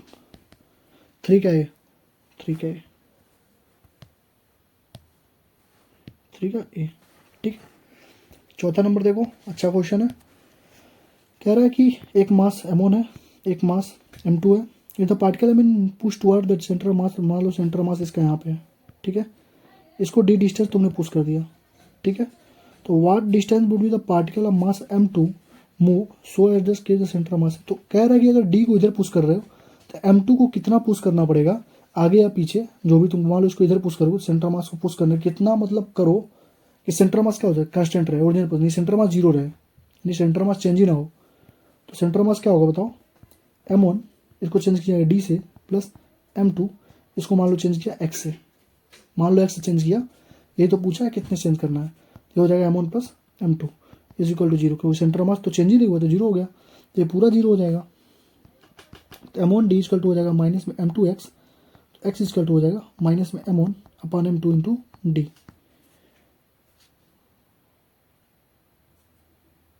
तो m1 upon m2 into D, चौथा का b, minus sign क्यों लगाया, क्योंकि कह रहा है कि शिफ्टिंग भी निगेटिव डायरेक्शन में होगी, बस इतना माइनस साइन ये बताता है शिफ्टिंग निगेटिव डायरेक्शन में होगी। क्वेश्चन नंबर 5 हो सकता है, देखो क्योंकि मैं जो अपने मोबाइल से रिकॉर्ड करता हूँ वो 1 घंटे का ही वीडियो रिकॉर्ड करता है, फिर अपने आप बंद हो जाता है, तो हो सकता है मेरी वीडियो उसके बाद तुम ना देखे, बस सॉल्व करता रहूँ, तो सॉल्व करते हुए समझ लेना, नेक्स्ट वीडियो जो नेक्स्ट पार्ट आएगी उसमें पूरा फुल कर लेंगे, ठीक है। चलो कह रहा है कि 3 आइडेंटिकल मेटल बाल से ईच ऑफ रेडियस आर है, 3 आइडेंटिकल बार बनाओ, ईच ऑफ रेडियस आर बनाओ, इक्विलेटरल ट्रायंगल इज फॉर्म, ठीक है, ऐसे बना इक्विलेटरल ट्रायंगल, यहाँ पे बन गया इसका सेंटर पे, तीनों का सेंटर जान के इक्विलेटरल ट्रायंगल बन गया। तो कह रहा है सेंटर मास सिस्टम, तो सेंटर मास सिस्टम कहाँ होगा बाबू, इसका सेंटर मास कहाँ होगा, जहाँ पे इसके तीनों मीडियन कहाँ होंगे, इंटरसेक्ट होंगे, ये मीडियन होता है ना, तो सेंटर मास ये तो होगा इसके बीच में एकदम, तो 5 का डी हो जाएगा, ठीक। Centre of mass of A system does not depend on, बताओ सेंटर मास का फॉर्मूला क्या होता है, बताओ तो, m1 x1 ऐसे करके निकाल दो ना सेंटर मास। तो देख रहे हो मास पर भी डिपेंड कर रहा है, पोजीशन पे भी डिपेंड कर रहा है, तो चेक कर लो, पोजीशन पे डिपेंड कर रहा है, डिस्टेंस पे डिपेंड कर रहा है, मास में पार्टिकल पे, फोर्स पे नहीं डिपेंड करता है, फोर्स पे डिपेंड नहीं करता, ठीक है। 7वां कह रहा है 2 मासेज हैं, एक बोट है, ठीक है, ये हमारी बोट है, एक मास यहाँ पे 55 kg का है, यहाँ पे 65 kg का यहाँ पे है, बोट का 3 मीटर लेंथ है और 100 kg का वो मास है उसका। कह रहा है कि 55 kg का जो आदमी था वो उठ के चला गया 65 kg के पास बैठ गया, तो 65 यहाँ पे था, 55 भी यहीं पे आ गया। तो कह रहा है कि बोट अगर स्टील वाटर में है, boat is in still water, boat is in still water मतलब जीरो, वेलोसिटी क्या है, जीरो है, तो centre of mass of system, तो ये बताओ बाबू मुझे ये बताओ, तो ये भाई साहब यहाँ से उठ के यहाँ गए, तो क्या कोई एक्सटर्नल फोर्स लगा, एक्सटर्नल फोर्स तो अभी भी जीरो है ना, तो मैंने कई बार बता चुका एक्सटर्नल फोर्स जीरो होगा, तो वेलोसिटी ऑफ सेंटर मास क्या हो जाएगी, कांस्टेंट होगी, यानी पहले भी जीरो थी तो अभी भी जीरो ही होगी, ठीक है, तो ये जीरो होगा। 2 पार्टिकल इनिशियल रेस्ट पे हैं, देखो फिर से रेस्ट पे हैं, move toward each other under action internal speed of view, देखो फिर से वही सेम क्वेश्चन, ये मान लो एक यहाँ था एक यहाँ था, दोनों रेस्ट पे थे, जीरो था, इसका भी जीरो बताओ, दोनों एक दूसरे की तरफ भी और 2b से आ रहे हैं, मुझे कोई मतलब नहीं है, अभी भी स्टील पे पहले जीरो थे, अभी भी आ रहे हैं, आगे पीछे आ रहे हैं, इंटरनल अट्रैक्शन की वजह से, क्या लिखा है, इंटरनल अट्रैक्शन की वजह से स्पीड ऑफ v और 2b at an instant speed of centre mass फिर से जीरो होगा, क्योंकि फिर से लिख रहा है इंटरनल अट्रैक्शन, फिर से इंटरनल अट्रैक्शन की वजह से मूवमेंट हो रहा है, बाहर का एक्सटर्नल फोर्स अभी भी जीरो है, तो जो पहले जीरो था वो बाद में भी जीरो ही रहेगा, यानी पहले स्टील पे थे तो अभी भी स्टील पे ही रहेंगे। कॉन्सेप्ट सुबह भी बताया हूँ, 2 क्वेश्चन तुमको मिल चुका। ए मैन है, मास 50 kg, मैन है, मास उसका है 50 kg का, ठीक है, वो जो है वो क्या कर रहा है, यहाँ पे खड़ा है 10 मीटर ऊपर, और ये हमारा फ्लोर है, वहाँ से उसने एक स्टोन को जो कितने का है 0.5 kg का है, उसको नीचे गिराया विथ स्पीड ऑफ 2 मीटर पर second. The distance of man above the floor, distance of man, तो यहाँ फ्लोर से लेके इस आदमी की हाइट कितनी होगी, इस फ्लोर से लेके आदमी के बीच की दूरी क्या होगी, तुम कहोगे 10 मीटर, लेकिन 10 मीटर नहीं होगी ना, 10 मीटर से थोड़ी ज़्यादा होगी, ठीक है। तो यहाँ से तुमको डायरेक्ट आंसर दिख रहा है बी, क्योंकि 10 मीटर तो पहले था, थोड़ा सा और ज़्यादा होगा, 20 मीटर तो होगा नहीं ना, आदमी का हाइट थोड़ी 10 मीटर हो जाएगा, थोड़ा ज़्यादा होगा ना, 10 और 10 20 हो जाएगा। और दूसरी चीज़ ऐसे नहीं लगाना, तो मैं सुबह तुम्हें फॉर्मूला बताया हूँ, तो जो डिस्टेंस होती है क्या होती है, 1 + m2 upon m1 into height होती है, 1 प्लस M2 क्या होता है, मास ऑफ स्टोन कितना दिया बताओ, 0.5/50 इंटू हाइट दिया है 10, ये हो जाएगा 101/10 गुणे 100, ये 100 गुणे 10, तो 10 से 10 खत्म, 10.1 मीटर। सुबह ही बताया था, वही फॉर्मूला अप्लाई कर दिया। ये एक अच्छा क्वेश्चन है, इसको देख लेना, ठीक है। क्वेश्चन नंबर 10 देखो, कह रहा है vector A B C are such that A dot B 0 है और ए डॉट सी भी 0 है, तो vector A is parallel to, vector A is parallel to.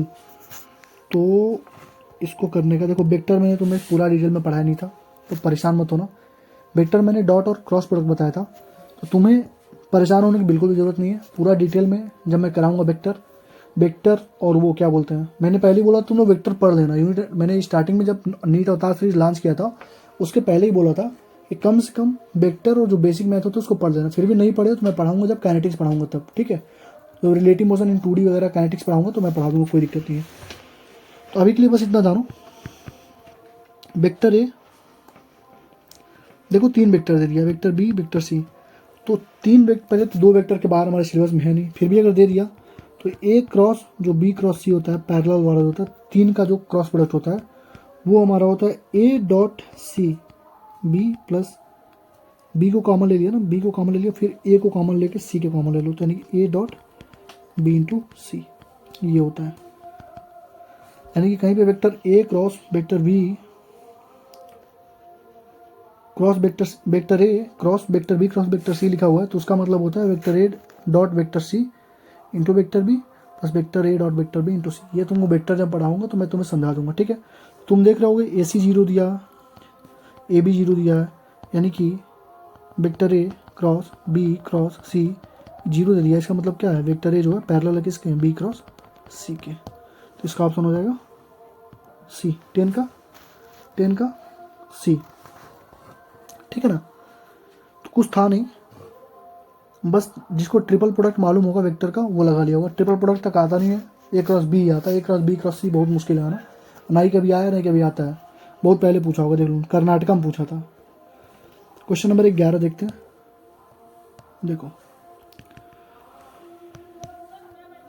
Question number 11 देखो क्या कर रहा है कि A cross B equal to √3 A B, A cross B को क्या लिख सकते हो, A B sine theta is equal to √3 A B cos theta, कोई दिक्कत, ए बी से भी खत्म करो, साइन थीटा अपन cos theta is equal to √3, sine अपन कॉस होता है tan theta, tan theta value √3 यानी कि थीटा वैल्यू कितना है 60 डिग्री है, 60 डिग्री, ठीक है 60 डिग्री,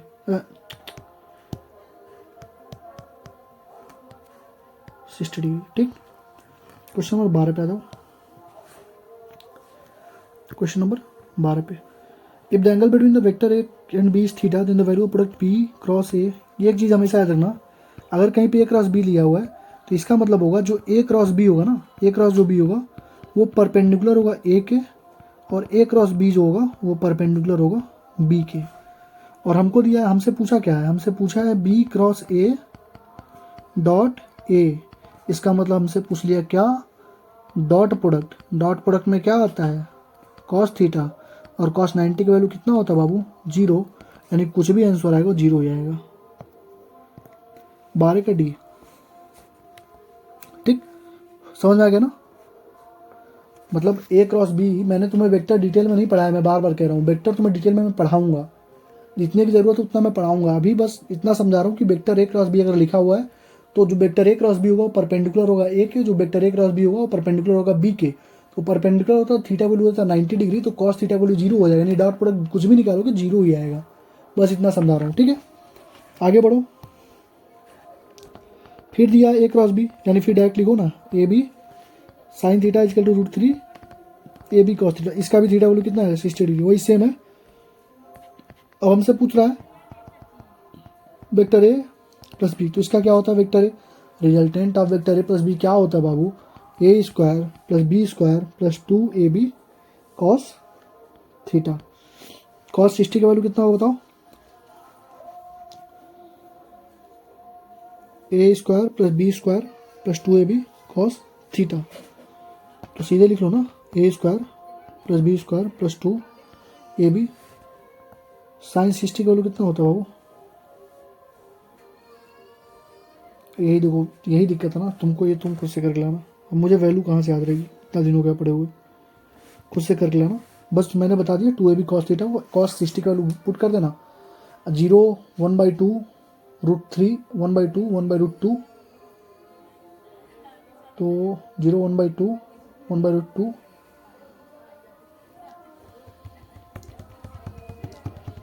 sin 60 का cos 60 का वैल्यू खुद से लगा रहा है यार, होमवर्क दे रहा हूँ। अब मैं ट्राइगोनोमेट्री थोड़ी ना पढ़ के आया हूँ यार, ऐसा तो नहीं पूरा सॉल्यूशन लिखा हुआ हूँ छाप दे रहा हूँ इस उठा के, खुद से सॉल्व करना पड़ रहा है। ठीक है, तो 13 नंबर खुद से कर लेना, जो cos 60 वैल्यू है उसको पुट कर देना, रिजल्टेंट हमारा आ जाता है। ठीक है, तो रिजल्टेंट अब 1 क्रॉस 0, 0 वेक्टर ही होगा, 0 नहीं होगा, 0 वेक्टर होगा, 1 क्रॉस 0 0 वेक्टर होगा। 14 का सी, 14 का सी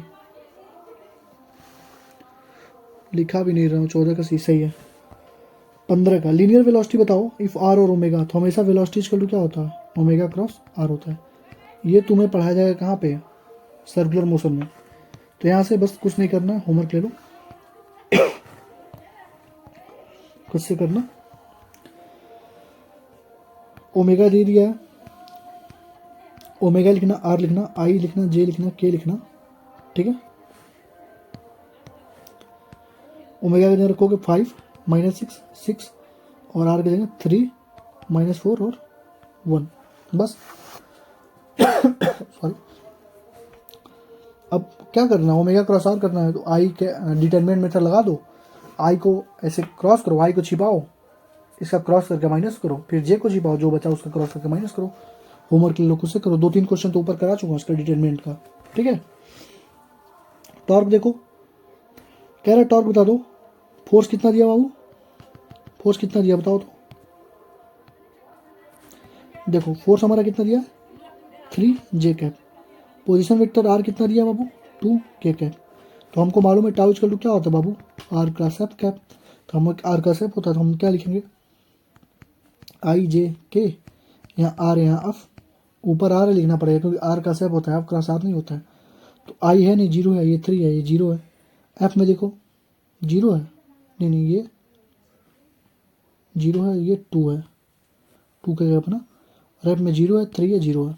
अब कर दो क्या करना है, तो आई कैप हो जाएगा, इसको हम लोग छिपा देंगे, आई वाले को, 0 -6 हो जाएगा, माइनस जे कैप होगा तो ये खत्म हो जाएगा, -2 हो जाएगा ये, और ये प्लस के कैप, इसको छिपा दोगे, 0 तो 0 0 0 पूरा खत्म, तो हो जाएगा -6 आई कैप +2 जे कैप। कुछ तो गलती हुआ है मुन्ना, कुछ तो गलती हुआ है। जे ये 0 हो जाएगा ना, ये देखो 0 × 0, ये 0 होगा, और 2 × 0 0 होगा, तो ये पूरा खत्म हो, ये पूरा 0 हो जाएगा, ये नहीं होगा। तो इसका आंसर होगा -6i, इसका आंसर कितना होगा -6i।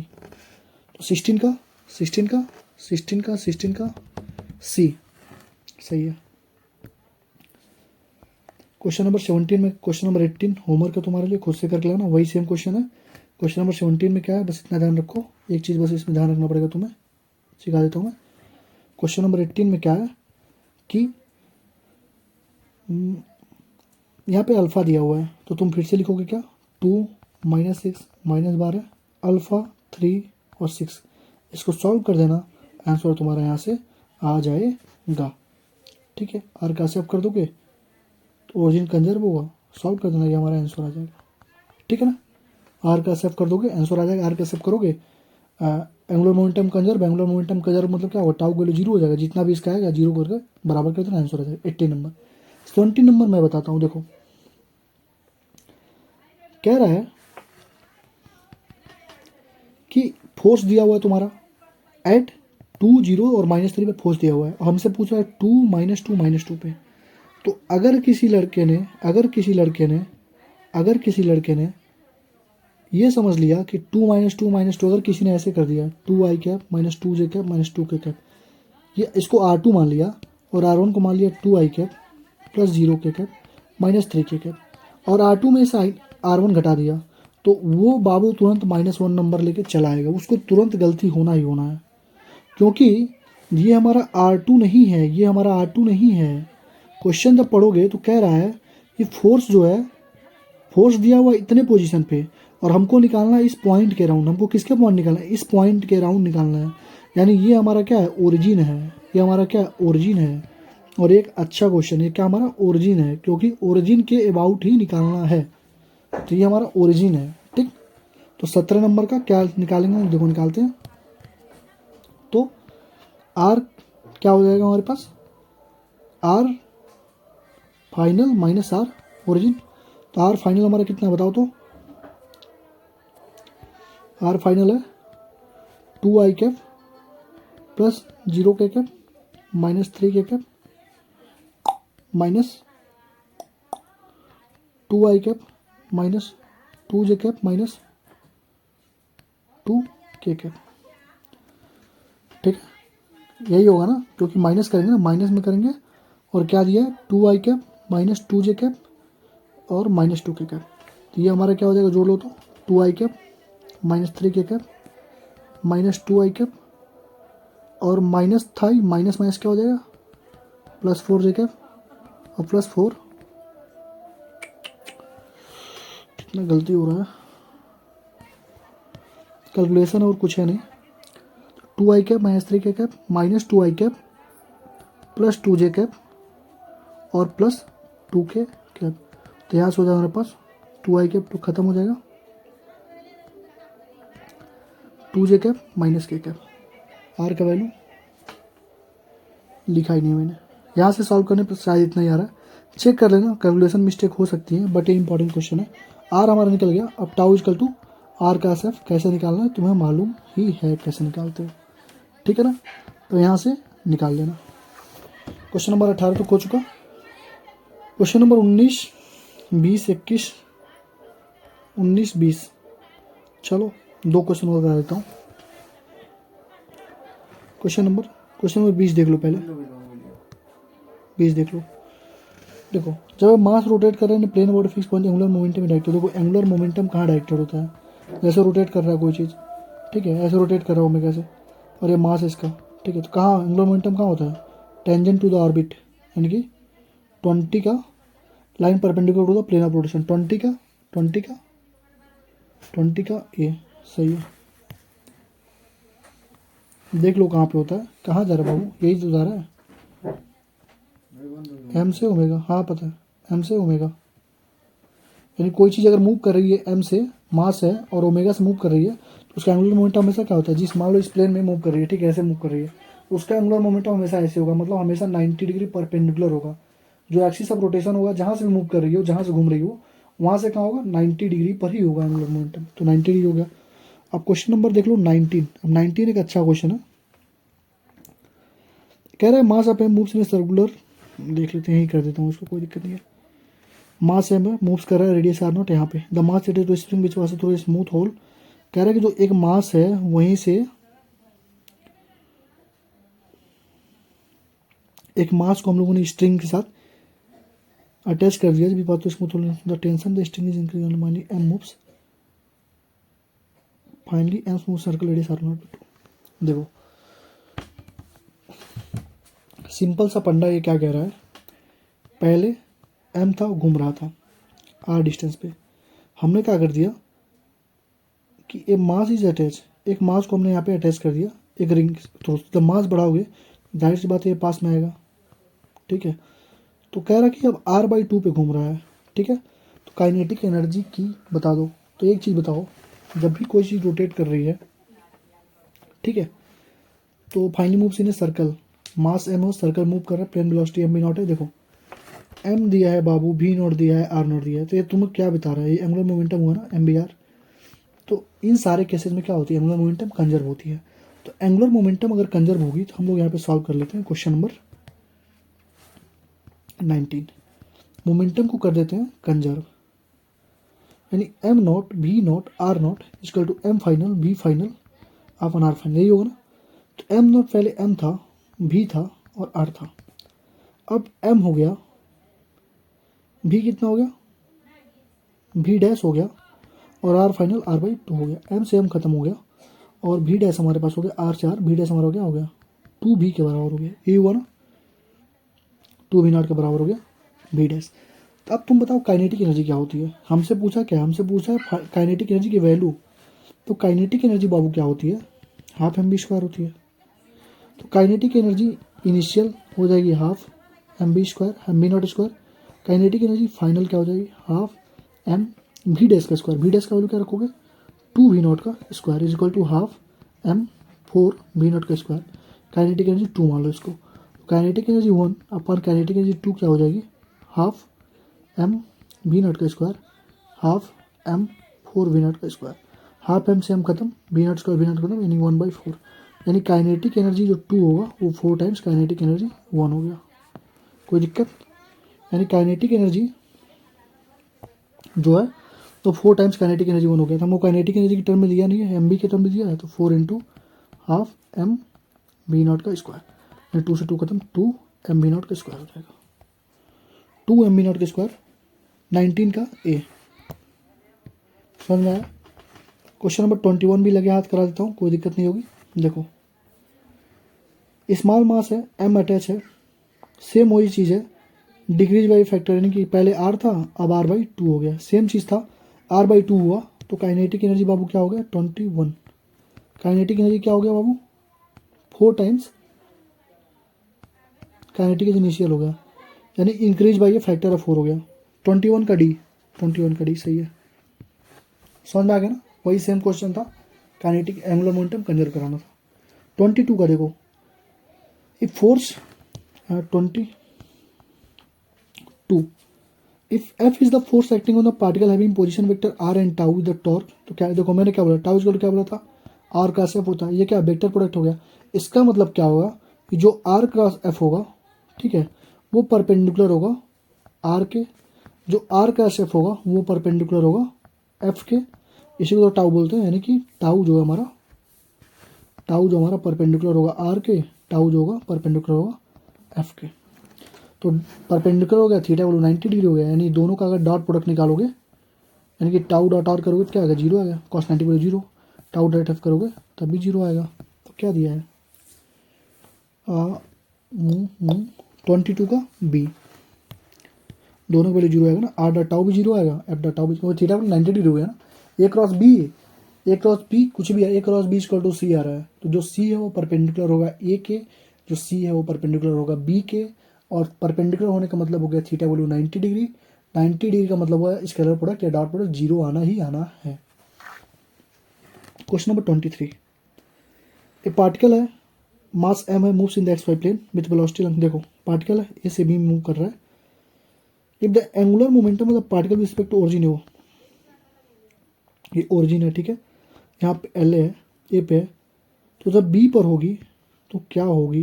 तो ये बताओ बाबू, जब स्ट्रेट लाइन में ही मूव कर रहा है, स्ट्रेट लाइन में ही मूव कर रहा है, स्ट्रेट लाइन में ही मूव कर रहा है, तो कहाँ चेंज होगी यार, एंगुलर मोमेंटम कांस्टेंट हो जाएगी, जितना था L equal to L B हो जाएगी। 23 का ए, 23 का ए, क्योंकि अभी मैं तुम्हें दिखा दे रहा हूँ, सुबह ये सब कुछ पढ़ाया हूँ, जिसने अच्छे से पढ़ा होगा उसको कोई दिक्कत नहीं होगी। एंगुलर मोमेंटम रिमेन्स कांस्टेंट, क्या लिखा है यहाँ पे देखो, angular momentum remains constant if object is moving in straight line with constant velocity. और क्वेश्चन क्या पूछा था, मुन्ना, कि मास एम है, एक्स वाई प्लेन में स्ट्रेट लाइन में जा रहा है विथ वेलोसिटी वी से, कहीं पे वेलोसिटी चेंज नहीं हुई है, इसका मतलब एंगुलर मोमेंटम कांस्टेंट है, सेम रहेगा। होमवर्क ले लो, टॉर्क पूछा है, ठीक है, होमवर्क ले लो, फिर से टॉर्क पूछा, टाउ इक्वल टू आर का सेफ निकालना, आर का सेफ बिना क्वेश्चन सॉल्व किए आगे मत बढ़ना, पॉज करके सॉल्व करते रहो, ठीक है। ये देखो एक बहुत ही अच्छा क्वेश्चन मान सकते हो इसको।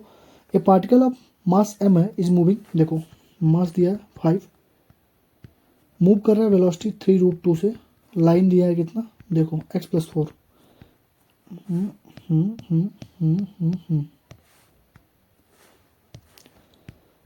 x+4, तो y इक्वल टू क्या दिया है, x+4 दिया है, यानी y इक्वल टू क्या हो गया mx+4। तो m का वैल्यू कितना है बाबू, यहाँ से 1 आ गया ना, यानी tan थीटा वैल्यू कितना है 1, tan 45 डिग्री, थीटा वैल्यू कितना हो गया 45 डिग्री, 45 डिग्री वैल्यू तो 1 होता है, और c का वैल्यू दिया है 4, यानी इसका ग्राफ कैसे बनेगा देख लो,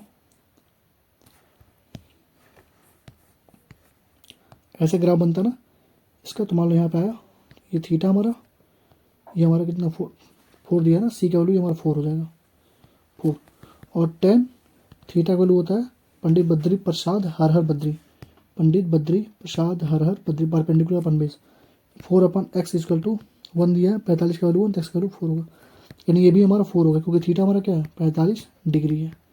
यहाँ तक कोई दिक्कत नहीं होगी, तो अब सॉल्व कर लो। हाँ, हमसे क्या पूछा, magnitude of the angular momentum.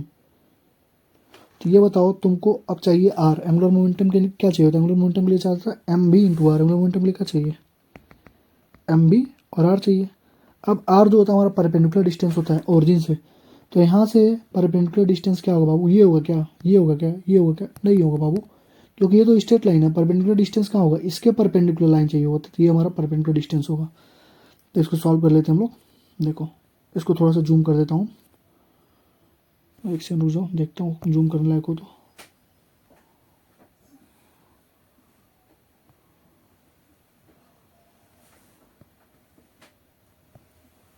चलो यहाँ कर दिया मैंने, जूम कर दिया। तो इसको देखो, जूम करने पर हमको एक चीज़ मालूम चल रही है, ये हमारा ऐसे है, ये ऐसे गया, ये ऐसे आया, ये 90 डिग्री हो गया। अरे ये 45 हुआ, तो ये 45 डिग्री, ये 90 डिग्री पहले से था। तो अगर ये डी होगा तो ये भी डी होगा, डी डी बराबर हो जाएगा ना। और ये पहले से हमारा क्या दिया था, 4 दिया हुआ था। तो हमको मालूम है हाइपोटेनियस का स्क्वायर क्या होता है, D square plus D square, यानी कि ये अगर हमारा ये थीटा है, ये परपेंडिकुलर होगा, बेस होगा, ये हाइपोटेनियस, हाइपोटेनियस हमारा 4 होगा, ये थीटा, ये परपेंडिकुलर अपन बेस हाइपोटेनियस, ये थीटा होगा। तो D square plus D square equal to 4 का square, 2d square equal to 16, D square equal to 8, D equal to 2√2। Solve कर लो, यहाँ से आ जाएगा एम कितना है 5 है, वेलोसिटी कितना है 3 2 है, आर कितना है 2√2 है। 5 दिन 15, 15 दिन 30 इंटू √2 यानी कि 30 गुणे तो यानी कि 60 यूनिट। बहुत ही अच्छा क्वेश्चन है, इंपॉर्टेंट क्वेश्चन है, 60 यूनिट है। जिन जिन क्वेश्चन पे इंपॉर्टेंट लिखता हूँ, जिन जिन क्वेश्चन पे होमवर्क लिखता हूँ, या जो जो क्वेश्चन मैं बोलता हूँ, ये टेलीग्राम पे पूछ लेना, या तुम्हें कोई डाउट हो तो खुद से कर लेना, एक बार डाउट हो तो पूछ लेना। उन क्वेश्चन को करके ही जाना, क्योंकि वो अच्छे क्वेश्चन होते हैं। अगर मैं फंस जा रहा हूँ तो मैं एक्सपेक्ट करता हूँ कि तुम भी फंसोगे, क्योंकि मेरा अप्रोच बिल्कुल उन्हीं बच्चों की तरह है, जैसे तुम लोग सॉल्व करते हो मैं भी वैसे ही करता हूँ। ठीक है, क्वेश्चन नंबर 27 कह रहा है कौन सा करेक्ट है। तो centre of mass of body always coincide with the centre of gravity, बिल्कुल गलत बात है। सेंटर ऑफ मास जो है, centre of mass centre of gravity के साथ तभी कोइंसाइड करेगी जब बॉडी क्या हो, सिमेट्रिकल हो। क्या हो, सिमेट्रिकल हो। तो इंपॉर्टेंट पॉइंट है, नोट कर लेना। Centre of mass of the body is the point eight which the total gravitational torque is zero. ये तो गलत है, ऐसा कोई कंसेप्ट नहीं होता। एक couple on a body produce both, देखो कपल का मतलब क्या होता है बाबू, अभी मैंने बताया था कपल का मतलब क्या होता है। देखो यहाँ पे कपल का मतलब क्या होता है, F net zero, tau not not zero, और ट्रांजिशन इक्विलिब्रियम होगा, केवल रोटेशनल मोशन होगा। नहीं, कपल का मतलब क्या होता है, F net zero, tau net not zero. F net zero होगा तो क्या होगा, ट्रांजिशनल मोशन खत्म हो जाएगा, यानी ट्रांजिशनल इक्विलिब्रियम होगा, ये खत्म हो जाए, ये ट्रांजिशनल इक्विलिब्रियम पे आ जाएगा, यानी सब रुक जाएगा, तो ट्रांजिशनल इक्विलिब्रियम पे आ जाएगा। और कौन सा मोशन बचा रहेगा हमारे पास, बस रोटेशनल मोशन बचा रहेगा। तो दोनों नहीं होगा, ये गलत हो गया, पहला दूसरा तीसरा तीनों गलत हो गया। Mechanical advantage greater than one mean small but, ये सही है।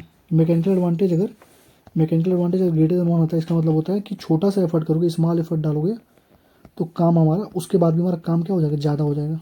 ये हमारा सही बात है। तो केवल 4 is correct, only 4 is correct, only 4 is correct, यानी चारों ऑप्शन गलत है इसमें, ओनली 4th इज करेक्ट। ठीक, ये देख लो, A rod of weight W is supported by 2 parallel. देखो एक रॉड है हमारे पास, ठीक है, 2 नाइफ है ए और बी हैं, सपोर्टेड किए हैं। The knife at position D from each other, दोनों के बीच का डिस्टेंस कितना है, डी है। सेंटर ऑफ मास ये ए है, ठीक है, ए है बी है। सेंटर ऑफ मास मान लो यहाँ से एक्स पे है, तो यहाँ से कितने पे होगा बाबू, डी माइनस एक्स पे होगा। हमसे पूछ रहा है नॉर्मल रिएक्शन होने, तो ये बताओ यहाँ पे होगा n1, ये होगा यहाँ पे n2। हमसे पूछ रहा है n1 पे क्या हुआ, तो अगर मैं यहीं से निकाल दूँ, अगर मैं n1 पे पूछ रहा है नॉर्मल रिएक्शन ना, तो पहले चीज़ हमको मालूम है कि n1 प्लस n2 क्या होगा, W के बराबर होगा। वेट ही दे दिया ना, मास नहीं दिया, वेट दिया है। और अगर मैं इसी के अराउंड निकाल दूँ तो N1 वाला 0 हो जाएगा। इसके अराउंड अगर मैं निकाल देता हूँ, इसके अराउंड क्यों ही निकालूँ मैं, हमको N1 ही तो निकालना है। ऐसे के अराउंड निकालो, एक सेकंड रुक जाओ, कटो कटो कटो।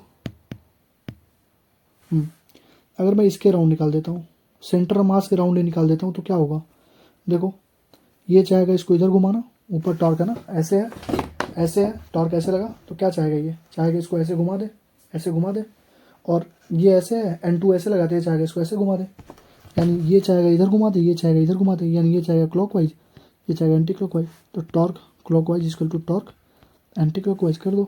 क्लॉकवाइज टॉर्क कितना है, N1 इंटू एक्स है, ये कितना है N2 into D minus x है। हमसे पूछा N1, तो N1 क्या हो हमारे पास, N2 डी माइनस एक्स अपन एक्स, यानी कि क्वेश्चन नंबर 28 का आंसर कितना दिया है, नहीं लिखा है क्या मैंने, W के टर्म में दिया ना, तो लिख लो ना यहाँ पे N1 plus N2 equal to क्या दिया, W दिया, तो N2 इज इक्वल टू क्या हो जाएगा, W माइनस N1, तो रख दो यहाँ पे ना, W सॉल्व कर लो, सॉल्व करने में जितना टाइम लगे, W minus N1 D minus X अपन एक्स इंटू N1, सॉल्व करो, N1 एक्स हो जाएगा, W minus N1 D minus X. अब देखो ये लेंदी कैलकुलेशन हो गया, अब इसको सॉल्व करते ही रह जाओगे, करते फिरते इसका आंसर आएगा ही नहीं, ठीक है। तो हम लोग यहीं पे इसको सब्स्टिट्यूट कर लेते हैं, कोई दिक्कत नहीं है, आंसर सही है ना। 28 का आंसर कितना दिया है, 28 का दिया ही नहीं क्या,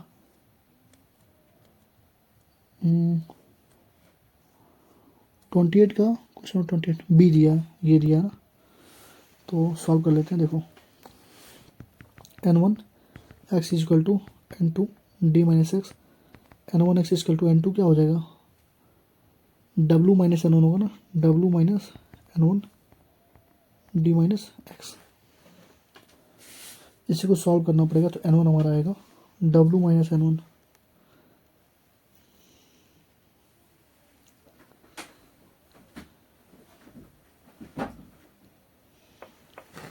देखो यार कैलकुलेशन ही है बस, इसका आंसर तो दे दिया है, यहाँ पे बी दे दिया है, अब कैसे होगा ये हम लोग कर लेते हैं, वीडियो भी लेंदी हो रही है, तो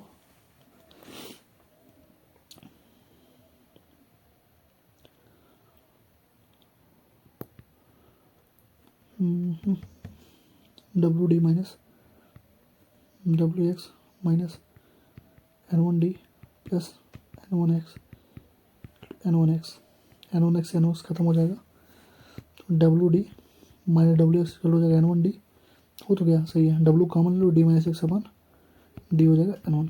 देखो क्या किया मैंने, N1 एक्स था, W माइनस N1 था, डी माइनस एक्स, तो W को पहले मल्टीप्लाई कर दिया डी माइनस एक्स में, तो W D minus W x, N1 को मल्टीप्लाई कर दिया डी में, तो minus N1 D minus minus plus N1 x खत्म हो गया, बचा W D minus W x, N1 D को बाहर भेज दो, तो N1 D equal to positive हो गया, W कॉमन लो, डी माइनस एक्स, अपन डी को इधर कर दो, N1 आ गया, कुछ करना नहीं था, आंसर सही था। बस ये होता है कि कैलकुलेशन में दिक्कत होती है, ठीक। क्वेश्चन नंबर 29 कह रहा कि ABC ट्रायंगल है, F1 F2 F3 फोर्स दिया हुआ है, इफ टोटल टॉर्क, देखो O पे टोटल जीरो करना है, टोटल टॉर्क जीरो मतलब क्या होता है, tau clockwise is equal to tau anti clockwise, तो ये F1 है तो इसको किधर रोटेट करना चाहेगा, इधर, F3 है तो F3 है ना, इसके अराउंड किधर रोटेट करना चाहेगा, इधर, F2 है तो F2 पर भी किधर रोटेट करना चाहेगा, इधर। ये बताओ F2 इधर से आएगा नहीं आएगा, F2 जो भी है F2 भी चाहेगा इधर ही रोटेट करके इधर ले जाऊँ, ऐसे है ना, तो ये ऐसे देखो O हमारा ऐसे है, ठीक है, तो O की तरफ घुमा दो, तो घुमा दो ना O की तरफ, F1 को इधर से घुमाया, F3 को घुमाया यहाँ से, F2 हमारा ऐसे जा रहा है, तो F2 को तुम ऐसे घुमा के, यहाँ से घुमा के ऐसे लाओगे या ऐसे लाओगे, तो ऐसे लाना सही होगा, तो ये हमारा हो जाएगा torque clockwise to torque anti clockwise. Torque clockwise कौन कौन सा है, टॉर्क क्लॉकवाइज हमारे पास F1 प्लस F2 है, टॉर्क एंटी क्लॉक F3 है। यानी F3 पूछा हमसे, F3 इक्वल टू हो जाएगा F1 प्लस F2। 29 का ए, 29 का ए, 29 का ए, 29 का ए होगा, लिखा नहीं मैंने। चलो 30 का देखो, centre of gravity of body the point beach of the weight of the body. पहला सही बात है। सेंटर ऑफ मास कौन सा है? Centre of gravity if the earth is assume to be, नहीं, जब सिमेट्रिकली बॉडी होगा तभी होगा, रेडियस वेडियस से कोई मतलब नहीं, गलत हो जाएगा। To evaluate the gravitational field intensity to any body to external point the entire mass of body. Gravitational field के लिए हम लोग कहाँ इंटायर मास को उसमें मानते हैं, तो ये भी गलत है। The radius of gyration of any body rotating about an axis of length of perpendicular, ये सही है, पहला और चौथा। 30 का है, थ्योरेटिकल पॉइंट है, रेडियस ऑफ गायरेशन के बारे में पढ़ लेना। रेडियस ऑफ गायरेशन के बारे में उसमें मैंने पढ़ाया था, 4-5 पॉइंट बताया था, वही पॉइंट लिखा हुआ है, ठीक है। क्वेश्चन नंबर 30 हो गया, क्वेश्चन नंबर 30 तक रहने देते हैं, ठीक है। इसके बाद आएगा पार्ट 2, जिसमें ट्राई करेंगे कि नीट के PYQ सारे कर लें। नहीं हो पाएगा तो पार्ट 2 और पार्ट 3 में क्या करेंगे हम लोग, जो नीट के PYQ बचे होंगे वो करेंगे। इसमें JEE मेंस के भी बहुत अच्छे अच्छे क्वेश्चन रखा हूँ, ठीक है, तो दोनों करना पड़ेगा, बहुत अच्छे क्वेश्चन है। चलो ठीक है, थैंक यू, मिलते हैं दूसरे पार्ट में। वीडियो लेंदी है। दूसरी बात, NCERT में लगभग हमको 1 घंटे लगे हैं सॉल्व करने में, और NCERT क्वेश्चन तुम्हें लगाने ही लगाने हैं, क्योंकि तुम क्वेश्चन की देखो, क्वेश्चन तुम्हारा दिमाग खोल देगा। पहले क्वेश्चन से लेके दूसरा, तीसरा, चौथा क्वेश्चन सबसे बढ़िया था, ठीक है, 5वां क्वेश्चन भी बढ़िया था, ठीक है, 7.12 भी सबसे तगड़ा क्वेश्चन था, और 7.14 और 7.15 सारे क्वेश्चन तुम्हारे माइंड घुमाने वाले थे। मतलब तुमको फॉर्मूले प्लस कॉन्सेप्ट आने चाहिए तभी हो पाएंगे। अभी तो हमारे कटिंग वटिंग वाले क्वेश्चन नहीं है, कटिंग वाले क्वेश्चन आएंगे तो मैं कराऊंगा।